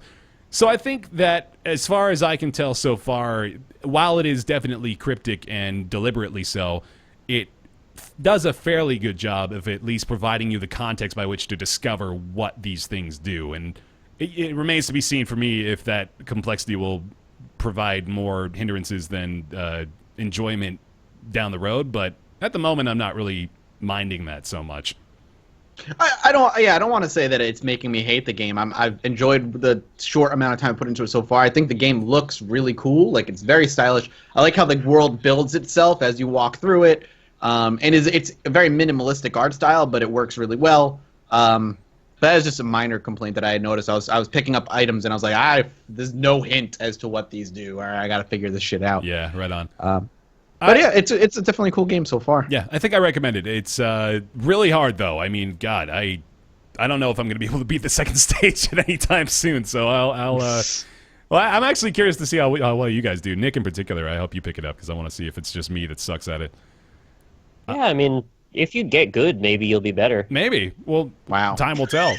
Let's get to chat again real quick. At Rockley Smile from 0x90, what's your favorite color? Purple, I guess. Yeah, fair enough. I have a lot of purple lately. Question from Sledgeham. Have any of you played Rez in any form? I know the PS2 version and new version is coming for VR. I love this game a lot. Yeah, I played Rez. Rez is I did not. Pretty rad. I have it, but I've never played it. I've been copying down questions as we go as well. Oh, hell yeah. Okay, hit me. Have you played Rez, MALF? No, fuck Rez. Wow. All right. No, I'm just joking. I haven't, but you know, I've heard good things about it. Right on. There's a lot of decent questions in here, but one that actually really kind of stuck out for me was from Wolfski, and it says, "Is there a long-running game series franchise you would like to see a remake or revisit to the original game?" And like I find that's actually an interesting question, just because I don't know, in the past like decade at least, like we've seen it with movies and games, a lot of remakes and stuff, just because it's like, you know, maybe there's a new audience or new demographic that's never experienced the original, and I don't necessarily think it's a bad thing. There's a lot of opportunity there. I think a lot of them that we have seen have been pretty poor, but I don't know. I stated the question, so I want you guys to give your answers first before I do mine. Long-running series to remake the original game. Yeah. That's a tough one. I feel like we just recently learned something about this, but I'll posit it all the same. Crash Bandicoot? Yeah, I'd be interested in seeing a reboot to the original Crash Bandicoot. I would play that for sure. Remastering it. Yeah, they say that I feel like there was something just recently that they discussed about that series. It might actually be a remaster. I think it was the set of the trilogy on PS4 as a digital download or something, remastered. My answer would be Shadow Man. I really like. Well, it's not a long-running series. It's got 2 games in it, but it's a dark Metroidvania, like Tomb Raider style action adventure with serial killers and crazy, mysterious stuff. And you play as this guy who can walk between the spirit realm and the earthly realm, and you have to collect lost souls, and then it lets you basically get into other warp zones that take you to other places. And if you never played Shadow Man, it's probably not easy to describe, but it's kind of like a Mario 64 if it was macabre, like the Addams Family version of Mario 64 meets Tomb Raider. And it was a really good game for the time. It came out on like the PS1, N64, PC, and Dreamcast. And it just kind of faded away. They made a sequel, which was really half-baked and was not finished. Several of the zones in it actually were just not completed. And I was very disappointed by that because I thought that game had a lot of potential. But maybe someday. That's I'm gonna go. I don't. Maybe it's not obscure, but I would love to see a complete redo, modern technology, modern game design sensibilities for the original Legacy of Kain Blood Omen. That was my other option. So that'd be so good. I love that series. I loved it growing up. I would love to see playing as Kain, just in, like, modern tech. I would love it. Soul Reaver though. Soul Reaver is another one. Yeah. But they're very different games. That's the problem. Yeah, I much preferred Soul Reaver, but I like the series in general. Yes, I mean, Soul Reaver was really fun. Actually, Soul Reaver was the first one I played in the series before going back and playing the older ones. But both of them. Yeah, I'd take both. Playing as a vampire and then playing as like a soul-sucking vampire. Either one. Brazil's character design was so badass. The whole idea. He had no lower jaw, so he put his scarf thing over it, and he would pull it down and suck his soul in. It was so cool.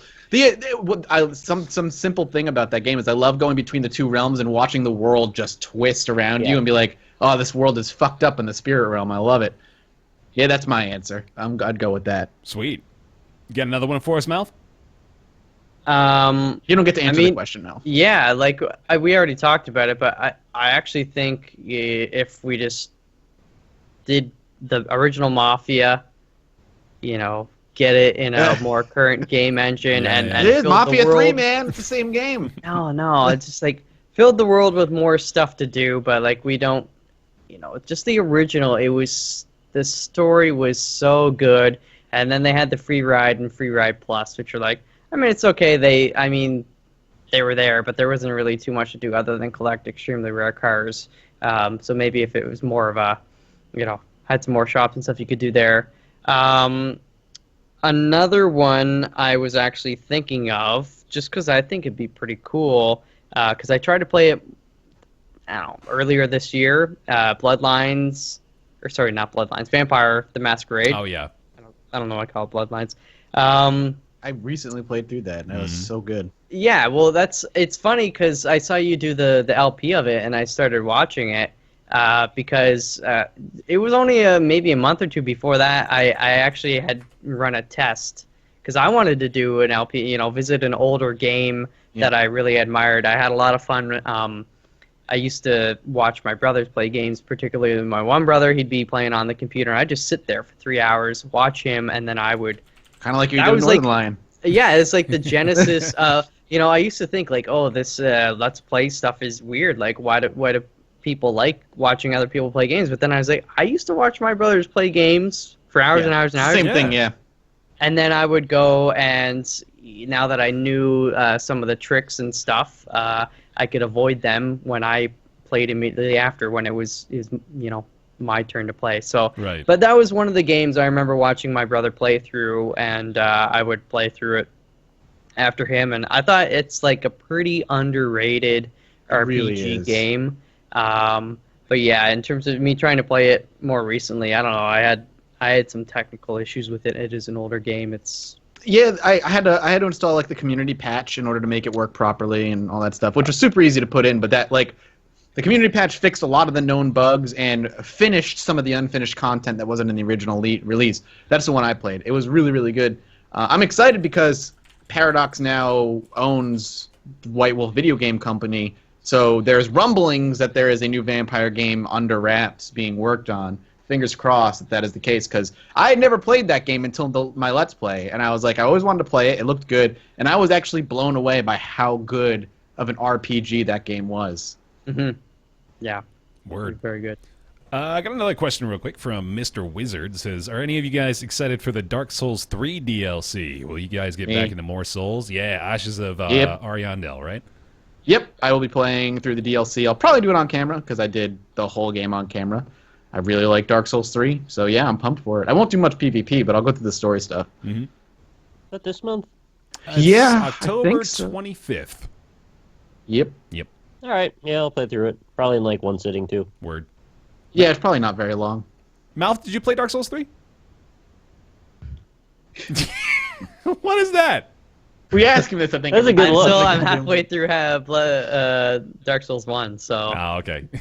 I'm I not used gonna to bug I'm him not all gonna the jump. time, and I finally got him to play it, and then he like got most of the way through the game and like moved on to other stuff. But I do that all the time, so I can't be It's- frustrated. Yeah, it bothers me. I'm like that in general. I've got so many different like projects and things going on, and people are like, "Hey, you talked about this like 9 months ago." I'm like, "Yeah, I'm like still doing it. I just haven't done it for 9 months." And I think it's one game. I liked Dark Souls 1 for sure. It was a really fun game for me to stream too. Like a lot of people seem to like watching somebody's blind playthrough of it, but. Yeah, I don't want to do Dark Souls 3 at least until I finish Dark Souls 1. Some people say you don't need to worry so much about Dark Souls 2, but we'll see. Word. Some people say that. Yeah, Some some people. Fox, you got another question for us? Yeah, baby. Did you get their names? I like yes, I did. So Sweet. the last one I asked was from Wolfski. Mm-hmm. This one I liked from Strider Shrinyu. Strider Shrinyu. I apologize if I mispronounced it. Says at Roundtable Podcast, if you could make one game together, Oh, yeah. what element would you each add to I it? feel like we actually answered this question. on the Yeah, last I think roundtable we might have had, before. like... We've done it Oh. twice. Oh, have we? It's Okay. very Oh, possible. okay. Yes, it Well was. then we can. Well, let's do I'll it again the real level quick. design Just for Ultimate yeah. Chicken Horse. That's we got level design on that side. We got I'll just do anything audio. That's the only merit I bring to the table, I feel. And then Mathis, story. Yeah, story. Yeah. Bring story. Makes sense. We got we actually sort of have a pretty good team for making a game because we got Ryan No, as our minus lead the actual programmer. skill. Well, no, yeah, So he's- we'll have a nice 2D Pong-like game from program from Ryan. Like if we knew how to do anything, it would be ideal, of course. But yeah, that's that. What's next? This is a maybe interesting one. I don't know if you've had it before, but Goran3030 says, "Do you have games that you don't like but still think are good?"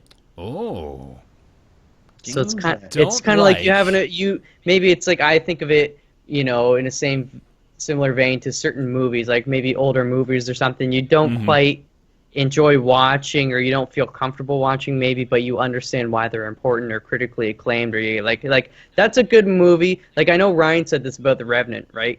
Or Revenant. It's like that was a good movie. I'm never gonna watch it again. yeah, Like kind of thing. I can see that. I have a hard time separating that concept from the opposite of that concept, which is games you do like that you don't think are good. yeah. Yeah, so Dead by Daylight falls into that one. That game is terrible. I but we don't know. enjoy it. I don't know if this is a cop out, but I feel like it's a pretty easy way of doing this. There's like games that are within genres that I know I'm never really going to play, but I can appreciate as being a very good game. Things like CK2 or Europa Universalis. Like I can easily say that those are pretty goddamn good games, but I have zero interest in playing them. I don't like playing them because they make me feel like an idiot. So I don't want to feel Trust that me, way man. very Like often. 300 hours later, and I'm like, I still don't understand half the things that are happening in this game. I think Monaco might fall into that category for me. I like the Yeah. concept of it very much, but I found it very boring after a while. I really wanted there to be something else to do in it that could really take a better advantage of everyone's skills working together, and it ultimately ended up with a lot of running around and flailing. So, did I answer the question, or did I do the opposite of the question? No, I think I'm not that's it. sure. That's, No, you did it. you, Okay. Yeah. you I think don't the think I game's have an good, answer. right? Yeah. Yeah. So there's I that. think the concept is good. Mm-hmm. Does that count? I think so. Yeah. Mouth, do you have RimWorld one? also. I'm looking through my Steam library That's what I've been doing Yeah. too. right now. I think What do I own that I don't don't know. like? But you I don't. think I it's haven't given good. it. You know what? enough. No, this is an answer that I've given before. Fallout 4. I can recognize that Fallout 4 is a good game for what it is, an open world shooter, but I hate it because it's not a Fallout game in my opinion. Okay. That makes sense? Yeah. I think the mechanics are strong. I understand why it's liked. I don't like it because to me it's not a Fallout game. Okay. That's my That's answer. good. That's good. I like that. Yeah. I think mine might have to be, and I'm ready for the hate, but I'm ready. it's something I'm ready to I hate you. played a bit of, but I haven't returned to it. I haven't really had a desire, but The Witness, I feel like that's a very, I understand it's a pretty important game. It's a beautiful looking game. It's a great, puzzle looking game, but, after a while, like I played 3 or 4 hours of it, and then I was like, okay, I'll come back to it. And then one day I woke up, it's just like, I don't think I'm ever going to play The Witness ever again. I don't Yeah. think there's going to be much hate, honestly. I think the backlash ended up going in the opposite direction, where people thought it was too pretentious. So I think a lot of the retaliation ended up being like, yeah, we thought this game was good, but now we've decided maybe we don't like it. I don't know. I liked it, though. I think there was maybe a lot of fear. People thought like, well, it seems generally the media and other people saying, yeah, it's such a great game and all this, and they didn't want to look like maybe they were dumb because they didn't get it or something because they Right. didn't enjoy it. Mhm. So I don't know. I think it's good and it's a net positive overall for the industry, but I just haven't had any particular drive to sit around for 10, 20 hours. How long did it take you to beat Nick? It's like I think I played upwards of 50 hours. But he did like Uh, everything, right? yeah. No, I did like 80% of the game. I did get both endings, but I didn't do everything there was to do. I think the problem is you got to get or let the hooks of the puzzle language get into your mind. Once you get far enough that you're like, okay, this clicked, it becomes very hard to backpedal away from that and want to stop. But if you don't quite get to that point, it's like, well, this is fun, I guess, but it's like a lot of lines, and then eventually you kind of get bored of it. Yeah. So I got one here from Zio77 that says, if you got to be a creative director at any game company, which would you choose? I'm going to choose Blizzard right out of the gate because I want to make $1 million. And So I'll go with Rockstar then. all right, just who wants 'Cause to I want to get make rich? $1 billion. Right. Oh, that's easy. I think I actually might pick Blizzard still. Like they're not going anywhere. They I are would just probably- a corner of the market, and they I have would probably awesome take CD properties. Projekt Red. Yeah, that's a good one. Or BioWare to get them back on track. God damn it. Just to fix them. I'm the only one who can fix BioWare. Mathis Games, make BioWare great again. God. Nick Fox. For me, it would have to be either like, basically running SimCity or City Skylines or some kind of, city simulation game of that nature. I think, I'm still pissed off about the more recent City Skylines DLC. Again, it's just more cosmetic bullshit, and I'm still butthurt over the lack of any sort of... Maybe the reason that is because they are just within the limits of their capabilities to do anything else? No, like I know they've talked about it on Reddit r/City Skylines. It said there's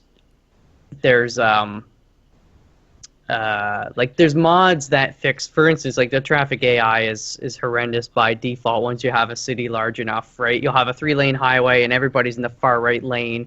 They don't change lanes and stuff. And there are mods that fix that, but then they say, well, the mods, they use a lot of resources, your computer resources and stuff, and a lot of people won't be able to run it. And I'm just thinking, like, why not just have like a toggle switch or something for like realistic traffic? Right, It's like upping your graphics or the shadows and this and that. Like, why not have a toggle for the AI? I think it's partially because they want to keep it as like a line of best fit for so many people. They're like the lowest common denominator /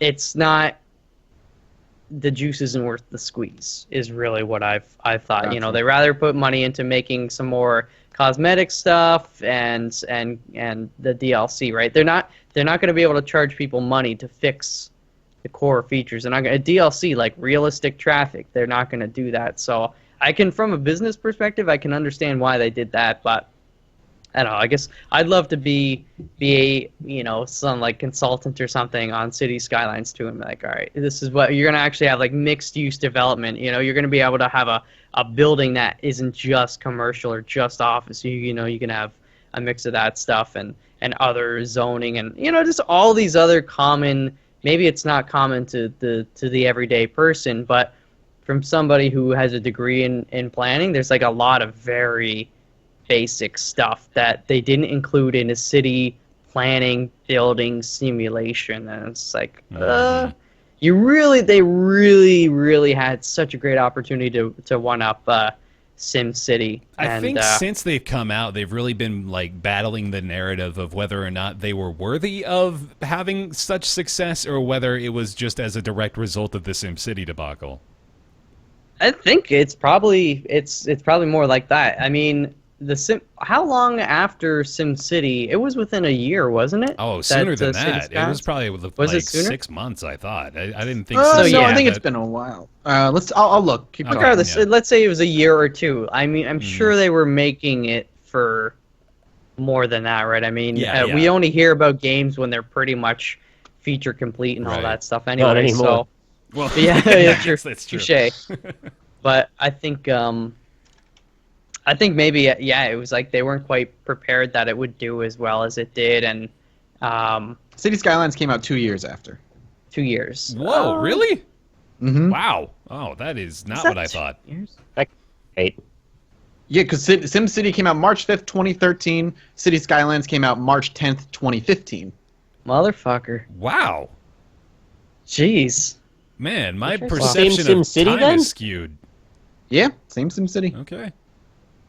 Well, I don't know. I think, you know, there's actually some stuff in SimCity retroactively I've gone back and I'm like, they actually like handled that better. That's more fun. Like the building upgrades and stuff to an extent. The modding community, without them, City Skylines would be utter trash, and I don't think it would be as popular today as it was when it first came out. They've done a lot to fix the game, you know, add assets and keep the hype going. So. But yeah, that to get back to the point, I would love to work for a company that does that sort of thing, because I got a lot of ideas. And the old noodle. Here. I'm an idea guy. I can't do shit for shit, but I can think up some good stuff. So Yeah. Nick, did we So- get? No, you didn't get my Yeah. answer yet. I've been thinking very hard about it, and I think the best bang for my buck would be to be a sort of a nebulous free agent at Capcom, because it would let me get my claws into the right team that could make Dead Rising properly, and also I could get into the ARG for Resident Evil 7. Exactly. You just So want I to get go a the twofer. answers. I was wondering. Oh, that's good. I think that's where I need to be. Yeah, that's your calling. I think that's good. I've got one here from Ramses77. He says, "What is a game you guys played where you absolutely love the story but cannot stand the gameplay, but were still willing to push through it to see the end of the story?" Does anything fit that criteria for you? I'm trying to think. That's sort of a specific ask. I wouldn't go so far as to say I couldn't stand it, but I think Brothers was a bit like that. The story carried it way more than the gameplay did. The gameplay was largely glorified QuickTime events and just wandering about. The gameplay was. The story was like, all right, I want to see the next bit of this and see where it goes.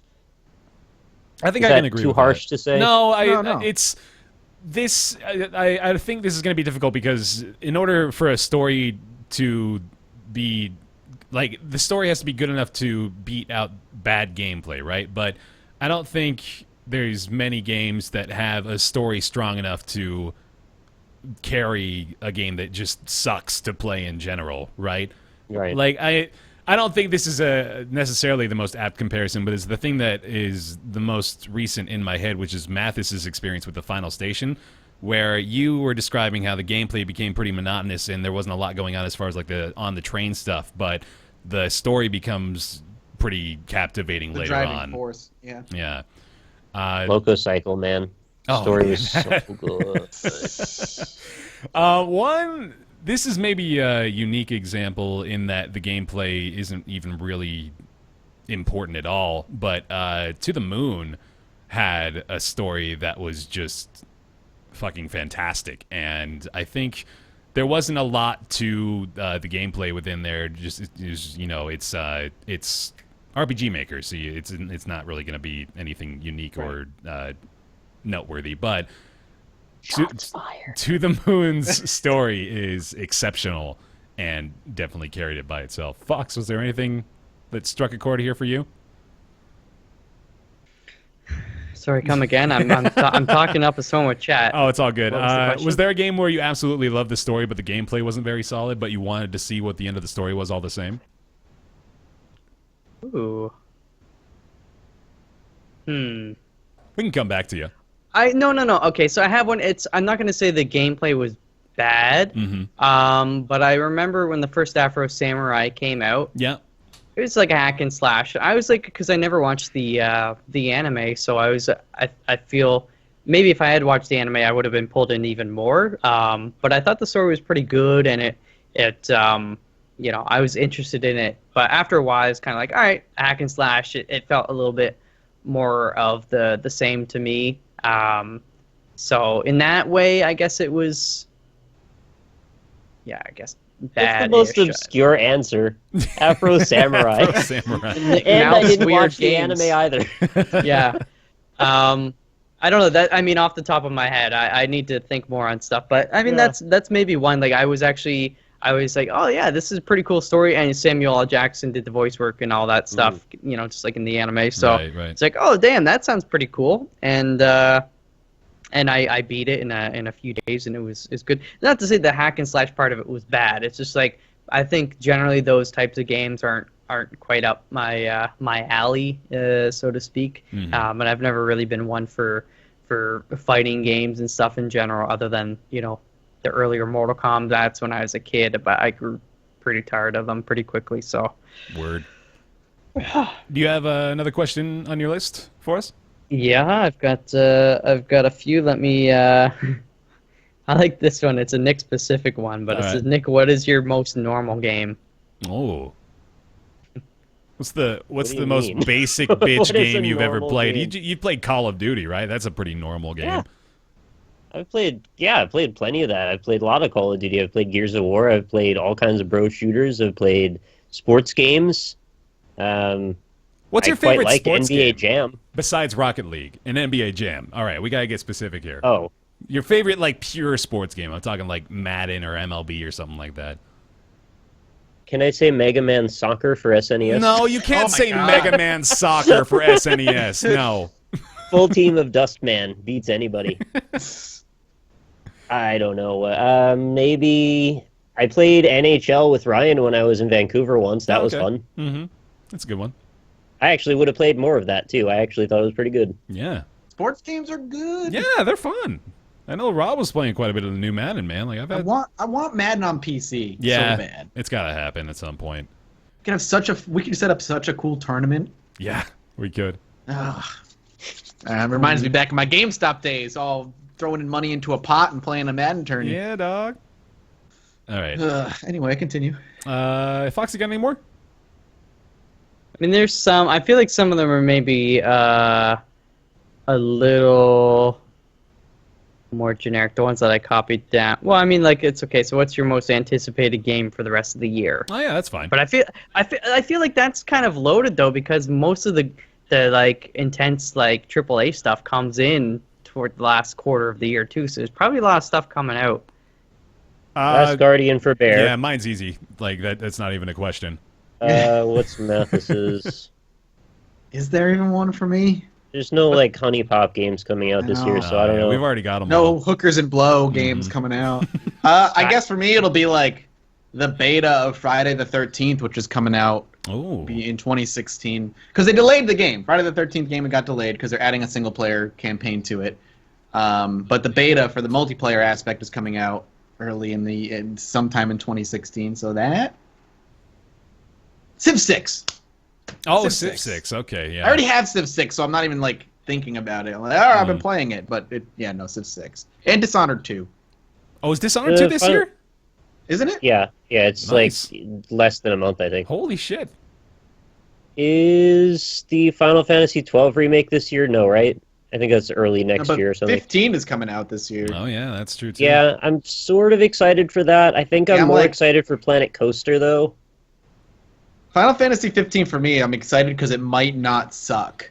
I have very That's tempered where I am. expectations for it, man. Like I don't think I even want it to be anything in particular. I'm just sort of I'm hoping that it's good. I'm hoping it's like at the same level of satisfaction for me as 10 was. That's the only bar I've got. After seeing some gameplay, I've already dashed hopes that it's going to be like the next big Final Fantasy for me. Yeah? Like, it doesn't look like it's going to be because the gameplay like just looks really messy and all chaotic. I don't know. It reminds We'll me see. of 12 a lot, for sure. But Reminds me more of Kingdom Hearts. oh, that's true too, actually. Yeah. To expand on mine, The Last Guardian has been my most anticipated game of the year for the past 9 years, so nothing's really changed there. Since you were but a wee boy. Since I understood what hype was, The Last Guardian has been up there. I've been trying so hard not to watch gameplay footage, but I knew that there was the little snippet that's been going around, which was just 20 minutes or so from the Tokyo Game Show. And then I saw that PewDiePie posted what I thought was going to be like the first 20 minutes or so. Yeah, there you go. And I couldn't help myself, but it turns out that was just the TGS footage, or it was something pretty close to the TGS build. So I saw that, and it got me even more hyped up, man. Like, oh, God, it's the last little bit of my childlike wonder.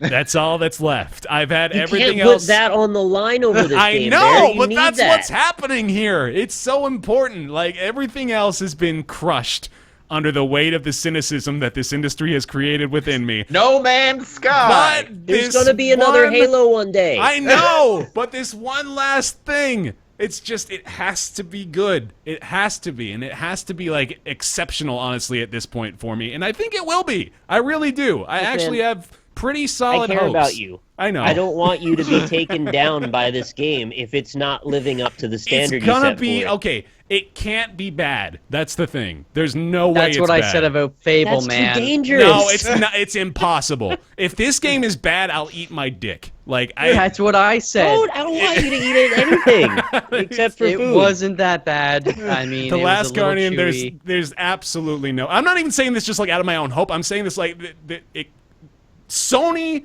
and Team Japan could not possibly produce a bad product from this game at this point. Here's my predictions for this. For Sony this game. produced No Man's Sky, though.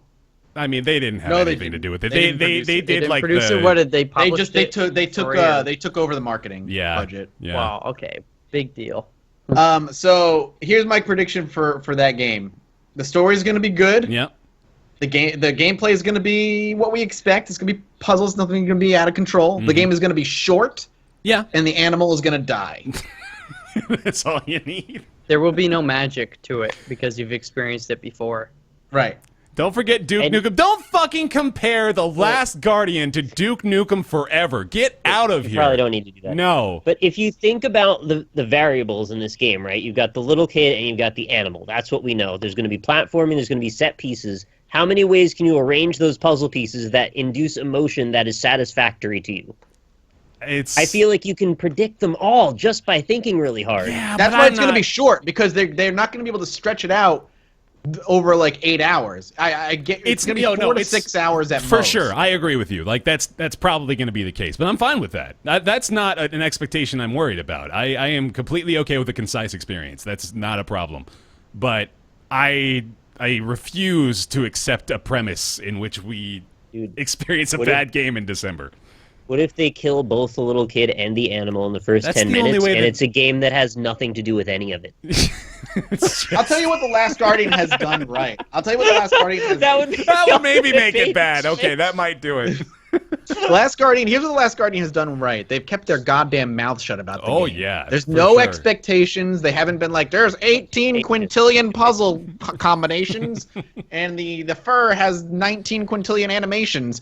Like they haven't said shit. All they've really shown is a couple of trailers and some gameplay, like straight up gameplay. So like, I'm with Bear in that I think Bear knows what to expect, and I think he's going to get exactly what he's expecting. I think that's going to be fair for all of us. There's no, like, this is going to blow the doors off the gaming industry. Yeah. This is going to be a game for the people who enjoy these styles of games. Yeah. You nailed it. I like Ico.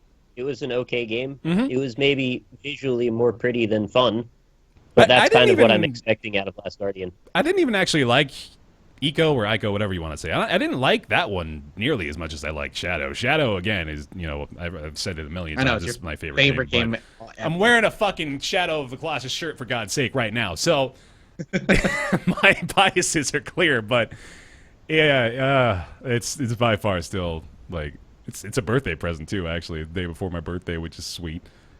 So that's more Until they excitement delay. that I can have crushed on day one. We'll see what happens. They're delaying it another year, Bear. Oh, no, don't do it. I don't want to know why it's been delayed so much. I'm very curious. I've heard that the TGS build had some issues, so maybe we're better off for it. I'm sure we're better off for it, but yeah. There's been the whole development cycle of that game is actually a really interesting story, but I don't want to get too far into that now. Hey, Malf. Got your red 50 handed, Mac man. challenge. I like Big Macs. Yeah, those are good. Let's see. Do you have any more, Malf, on the list? Yeah. All right. Hit me up. Yeah. This one we sort of half answered, so we'll answer the other half. Okay. But Actual for Reals Dinosaur asks, what is a game series or a game genre that has gone away and you wish made a comeback? Can we add maybe like a game theme? You know, we've Sure, seen like yeah. a lot of space and zombie game. You know, maybe there's themes that have gone that we want. Well, let's look at the cycle of themes that we've been experiencing. So there was the FPS, there was like the World War II shooter. That was probably like when I was coming out of high school, that was the big thing. And then we progressed from there. I don't know what was between it, but at some point we decided that all we needed were crafting games. It was probably about the Minecraft era. God, we still have was that. zombie We're still games in first. that. Yeah, I think we're Zombie games started, and then Zombie, crafting games yeah. started in parallel. Zombie was pretty big for a couple of years, and then crafting is pretty much dominating still. Cowboy games, that's a good one. We need more cowboy Yeah. games. We need more Red Dead Western. Redemptions in the world, man. Oh, just bring it to PC. I tried streaming that bullshit. I had my old capture card and my PS3, and I was trying to stream it several months back. And it actually caused me to break my fucking monitor because I was like Shit. moving the cables around so much, and there's like a million connections, and I accidentally toppled the thing. Just bring it to PC. It's like, I mean, we're seeing it in movies. You know, they're the Magnificent Seven, and there's been like, Hateful what's that Eight. one? Hateful Eight, Naughty the Nine.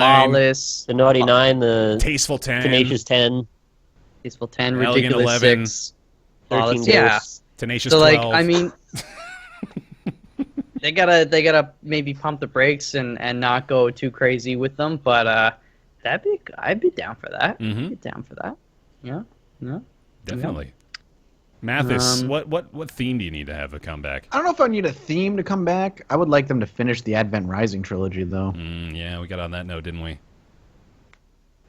Just saying. Yeah. Nick, you got one? Needs to happen. I want clever horror games with good writing that aren't just asset yes. dumps. You want Somas?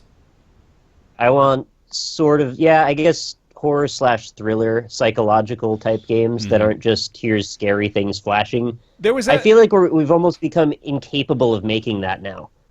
yeah? Like, because it makes so much money and it's so easy, nobody wants to take the time to make a good, macabre, dark experience anymore. It happens occasionally, and I'm kind of hoping Resident Evil 7 will be some of that, but I don't have that high expectations, even though I've gone a bit rabid over the game. Yeah. I still expect reality will kick in at some point, because I know how dangerous it is to Last Guardian, that shit. I'm going to be in a bad way. Don't turn it into a verb. It's not there Yeah, yet. no, I mean, I'm not Undertaling it, I'm just Last Guardianing it. Oh. There was another question actually earlier that was something along the lines of what's the scariest non-horror game you've ever played? That's sort of tangentially related to that.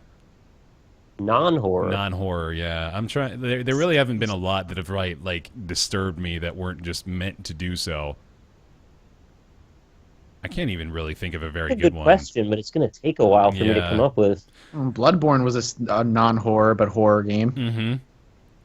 It was, well, did anything really scare you, though, non-horror wise? I'm trying to think, like, maybe, Yeah.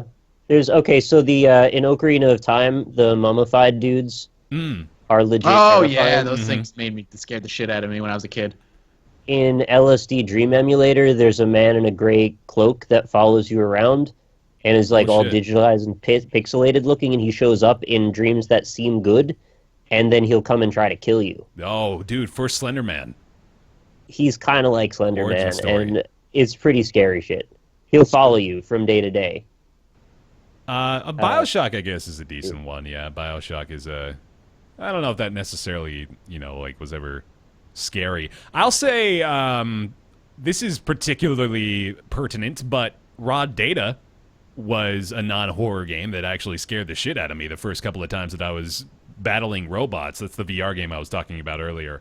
That was legitimately scary. I like, the first time a robot approached me, I felt very nervous in real life.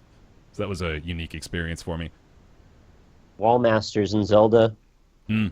The fact that they could scoop you up and take you away, or the likes that eat your shield, that Right. like terrified me that they could take away my shield. You're They saying- need that. Yeah, All right, well, good shit. was fun. Yeah, I appreciate it. Thank you, Twitch chat, for participating. We may do that again in the future, assuming more slow news weeks come, which I'm sure they will. For now, let's move into everybody's favorite segment after their new favorite segment. It's time for Nick's Weird Games. Nick, we don't have a theme song this week, I guess. Again, I'll open the floor to MALF to be as creative as he likes, but no pressure. chat is hidden. Trying to think of a. I'll drop a song, beat. though. Yeah. You can try. Wait. Wait, you're just It's- changing the beat on. I don't every even know single- like the Ryan knows like the words to the Nick's Weird Games. It's Nick's Weird Games. He's gonna get up off his ass, walk over there and grab a game, and then he'll walk back 'cause that's what he's gotta do. He'll sit in his comfy chair, maybe take a poo. Oh, it's Nick's Weird Games. Yeah. There you go. That's all I got. That was I great. want applause for Mathis's beats. Yeah, that was pretty That good. was good Well beats. done. It's what held it all together. That was a good team Really effort. good. Yeah, I'm glad we managed to come through that despite the absence of our Lord and Savior. Congratulations. All right, buddy, what do you all got? of us. Close chats. Yep, already done, baby. All right, I've got a weird one for you today, as always. It's a game that was released on PS2, Xbox, and PC, as well as Mac OS, and Oh, shit, apparently yeah. on Live, which I don't even know Oh, how that's that my fits jam. together. I know the entire Let's go with library, that. dog. All right, They had like 50 Well- games. Oh, that's really weird. I'll start with the two very easy genre conventions that might let you narrow it down very quickly. Okay. Then it is a supernatural strategy game. Oh, all right. Hit me, Bear. A supernatural strategy game. What year? Well, puzzle strategy. It is okay. This is really difficult to say because it was released at a lot of different times for different platforms. Yeah. But the years are 2003, 2006, and 2011. I'm It is guessing the single last player one only. was on live. I think that's fair to say. Yeah. Okay, yeah. Developed by Sick Puppies and Spiral House. Published by Empire Interactive and Feral Interactive on Mac. What were the two genres again? It's a supernatural puzzle strategy game. Supernatural puzzle strategy game. Came out in 2003 and then 2006. 6, yeah. Can I you give me like a back of the box? Oh, yeah, sure. Let me get the box then. All right. Here. supernatural strategy puzzle game. Yeah, I may have oversold my encyclopedic Your knowledge of the online? library. Yeah, I don't think I have as much as I thought I did. Are we talking like you say supernatural? I think like ghosts and shit. Is that Yeah, what we're you'd talking? be on the right track with that. Okay. Okay, so put your poltergeist through their paces and get your ghosts in gear. Oh, nice alliteration. I like this already. That's good shit. Mm-hmm. Scare up some fun in this haunting world inspired by classic horror films. Okay, I can't read most of that. It's got 14 unique scenarios, ghoulish mysteries with multiple solutions. Oh. It's got over 40 spirit types to command. Over 40. From horrible phantoms to hordes of spiders. It's 11 environments. It looked like it was Roman numeral 2, and I was like, you're not bragging about having 2 environments. 11 environments, ghostly atmospheres based on films of classic horror, and up to 30 separate characters per level for extended gameplay options. Is this like an Alfred Hitchcock Rated T for collection teen. or something that we're dealing Right? with What here? is that? No. No. I don't. Like, none of this is ringing even Yeah, the mildest of bells. I think I was maybe a little overzealous. I don't think I'm. Was this thinking ever in one. GameStop, Nick? Did I have seen this in GameStop?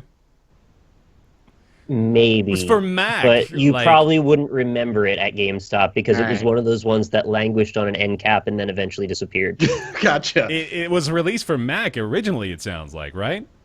Or was developed for Mac at some point.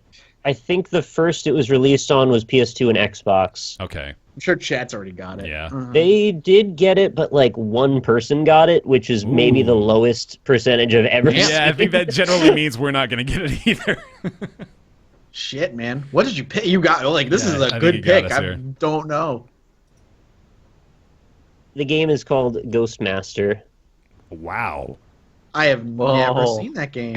That looks like it's from 1998, man. Is it the dust that No, gave it away? Mostly just like the actual people on the cover in the CD case. But Yeah, there's a scared little teenage kid and a woman in a bathrobe. mhm. Yeah, this I've is never one I seen- always meant to get around to playing, never got around to playing it, but, you know, it served a purpose now. Look at that. Cool. Congratulations to Holland456. You seem to be the only person who may have gotten it, That's unless impressive. I missed one here. So congratulations. That is impressive. Cool. Well, folks, we did it again. Another Roundtable PC podcast underway and completed. Thank you for joining us here on twitch.tv/Roundtable Podcast. Thank you very much to the chat goers who participated in the Q&A as well. Appreciate that. You can follow us here on twitch.tv/Roundtable Podcast to be notified when we go live every Friday at 3 p.m. Pacific, 6 p.m. Eastern. MALF, where can they find you, buddy? You can find Thank me you for that. on... Every time it's like, hi, I'm MALF. You guys can find me over at twitch.tv if you slash Michael Alvox if you like to watch other people stream stuff. I'm taking a bit of a break, but I should be diving into some Planet Coaster tonight actually baby. for the first time. I know Nick's excited about that, so doing that, and as well if you're into the YouTubes, I've got youtube.com/MichaelFox and Twitter, because Twitter's like today's business card. Like, Yeah, if you man. don't have one, what are you doing? Twitter.com/MichaelFox. So give me a follow if you want to be annoyed 24/7. Sweet. I want to say thanks to the folks that decided to use their Amazon Twitch Prime subs on this channel as well, or whoever ended up actually just subscribing to the channel. You've unlocked all of our emotes, guys, so thank you. There's the Round Bear, Thanks for Round that. Nick, Round Mathis, and Round Egg. You use those in any channel on Twitch if you subscribe here to the Roundtable channel. Appreciate it. Also want to thank our Patreon supporters over on patreon.com/roundtable for supporting the show. Those above the $20 threshold include Logan Ray, Samurfet, Justin, Mediocrities, Myth Scarab, Positron, Eric Schooley, Brizzlebrip, David Schmitz, Christopher Flagg, Oren Saltzman, Mavier, Greenlight, Colby Klein, Scrotty119, Super Man, General Crunk, Jonathan Graham, and Julian Avelsgar. Thank you guys so much for maintaining the support over there on patreon.com/roundtable. Really appreciate that. You can follow us on Twitter at RoundtablePC. You can catch the show VOD over on our YouTube channels. That's Mathis Games, BaerTaffy, and Rockley Smile. And that is it. We're going to be back next week. Ryan should be back as well. I think we'll have the full crew, and we'll see you then. Goodbye. Bye, guys. Good night. Goodbye. Goodbye.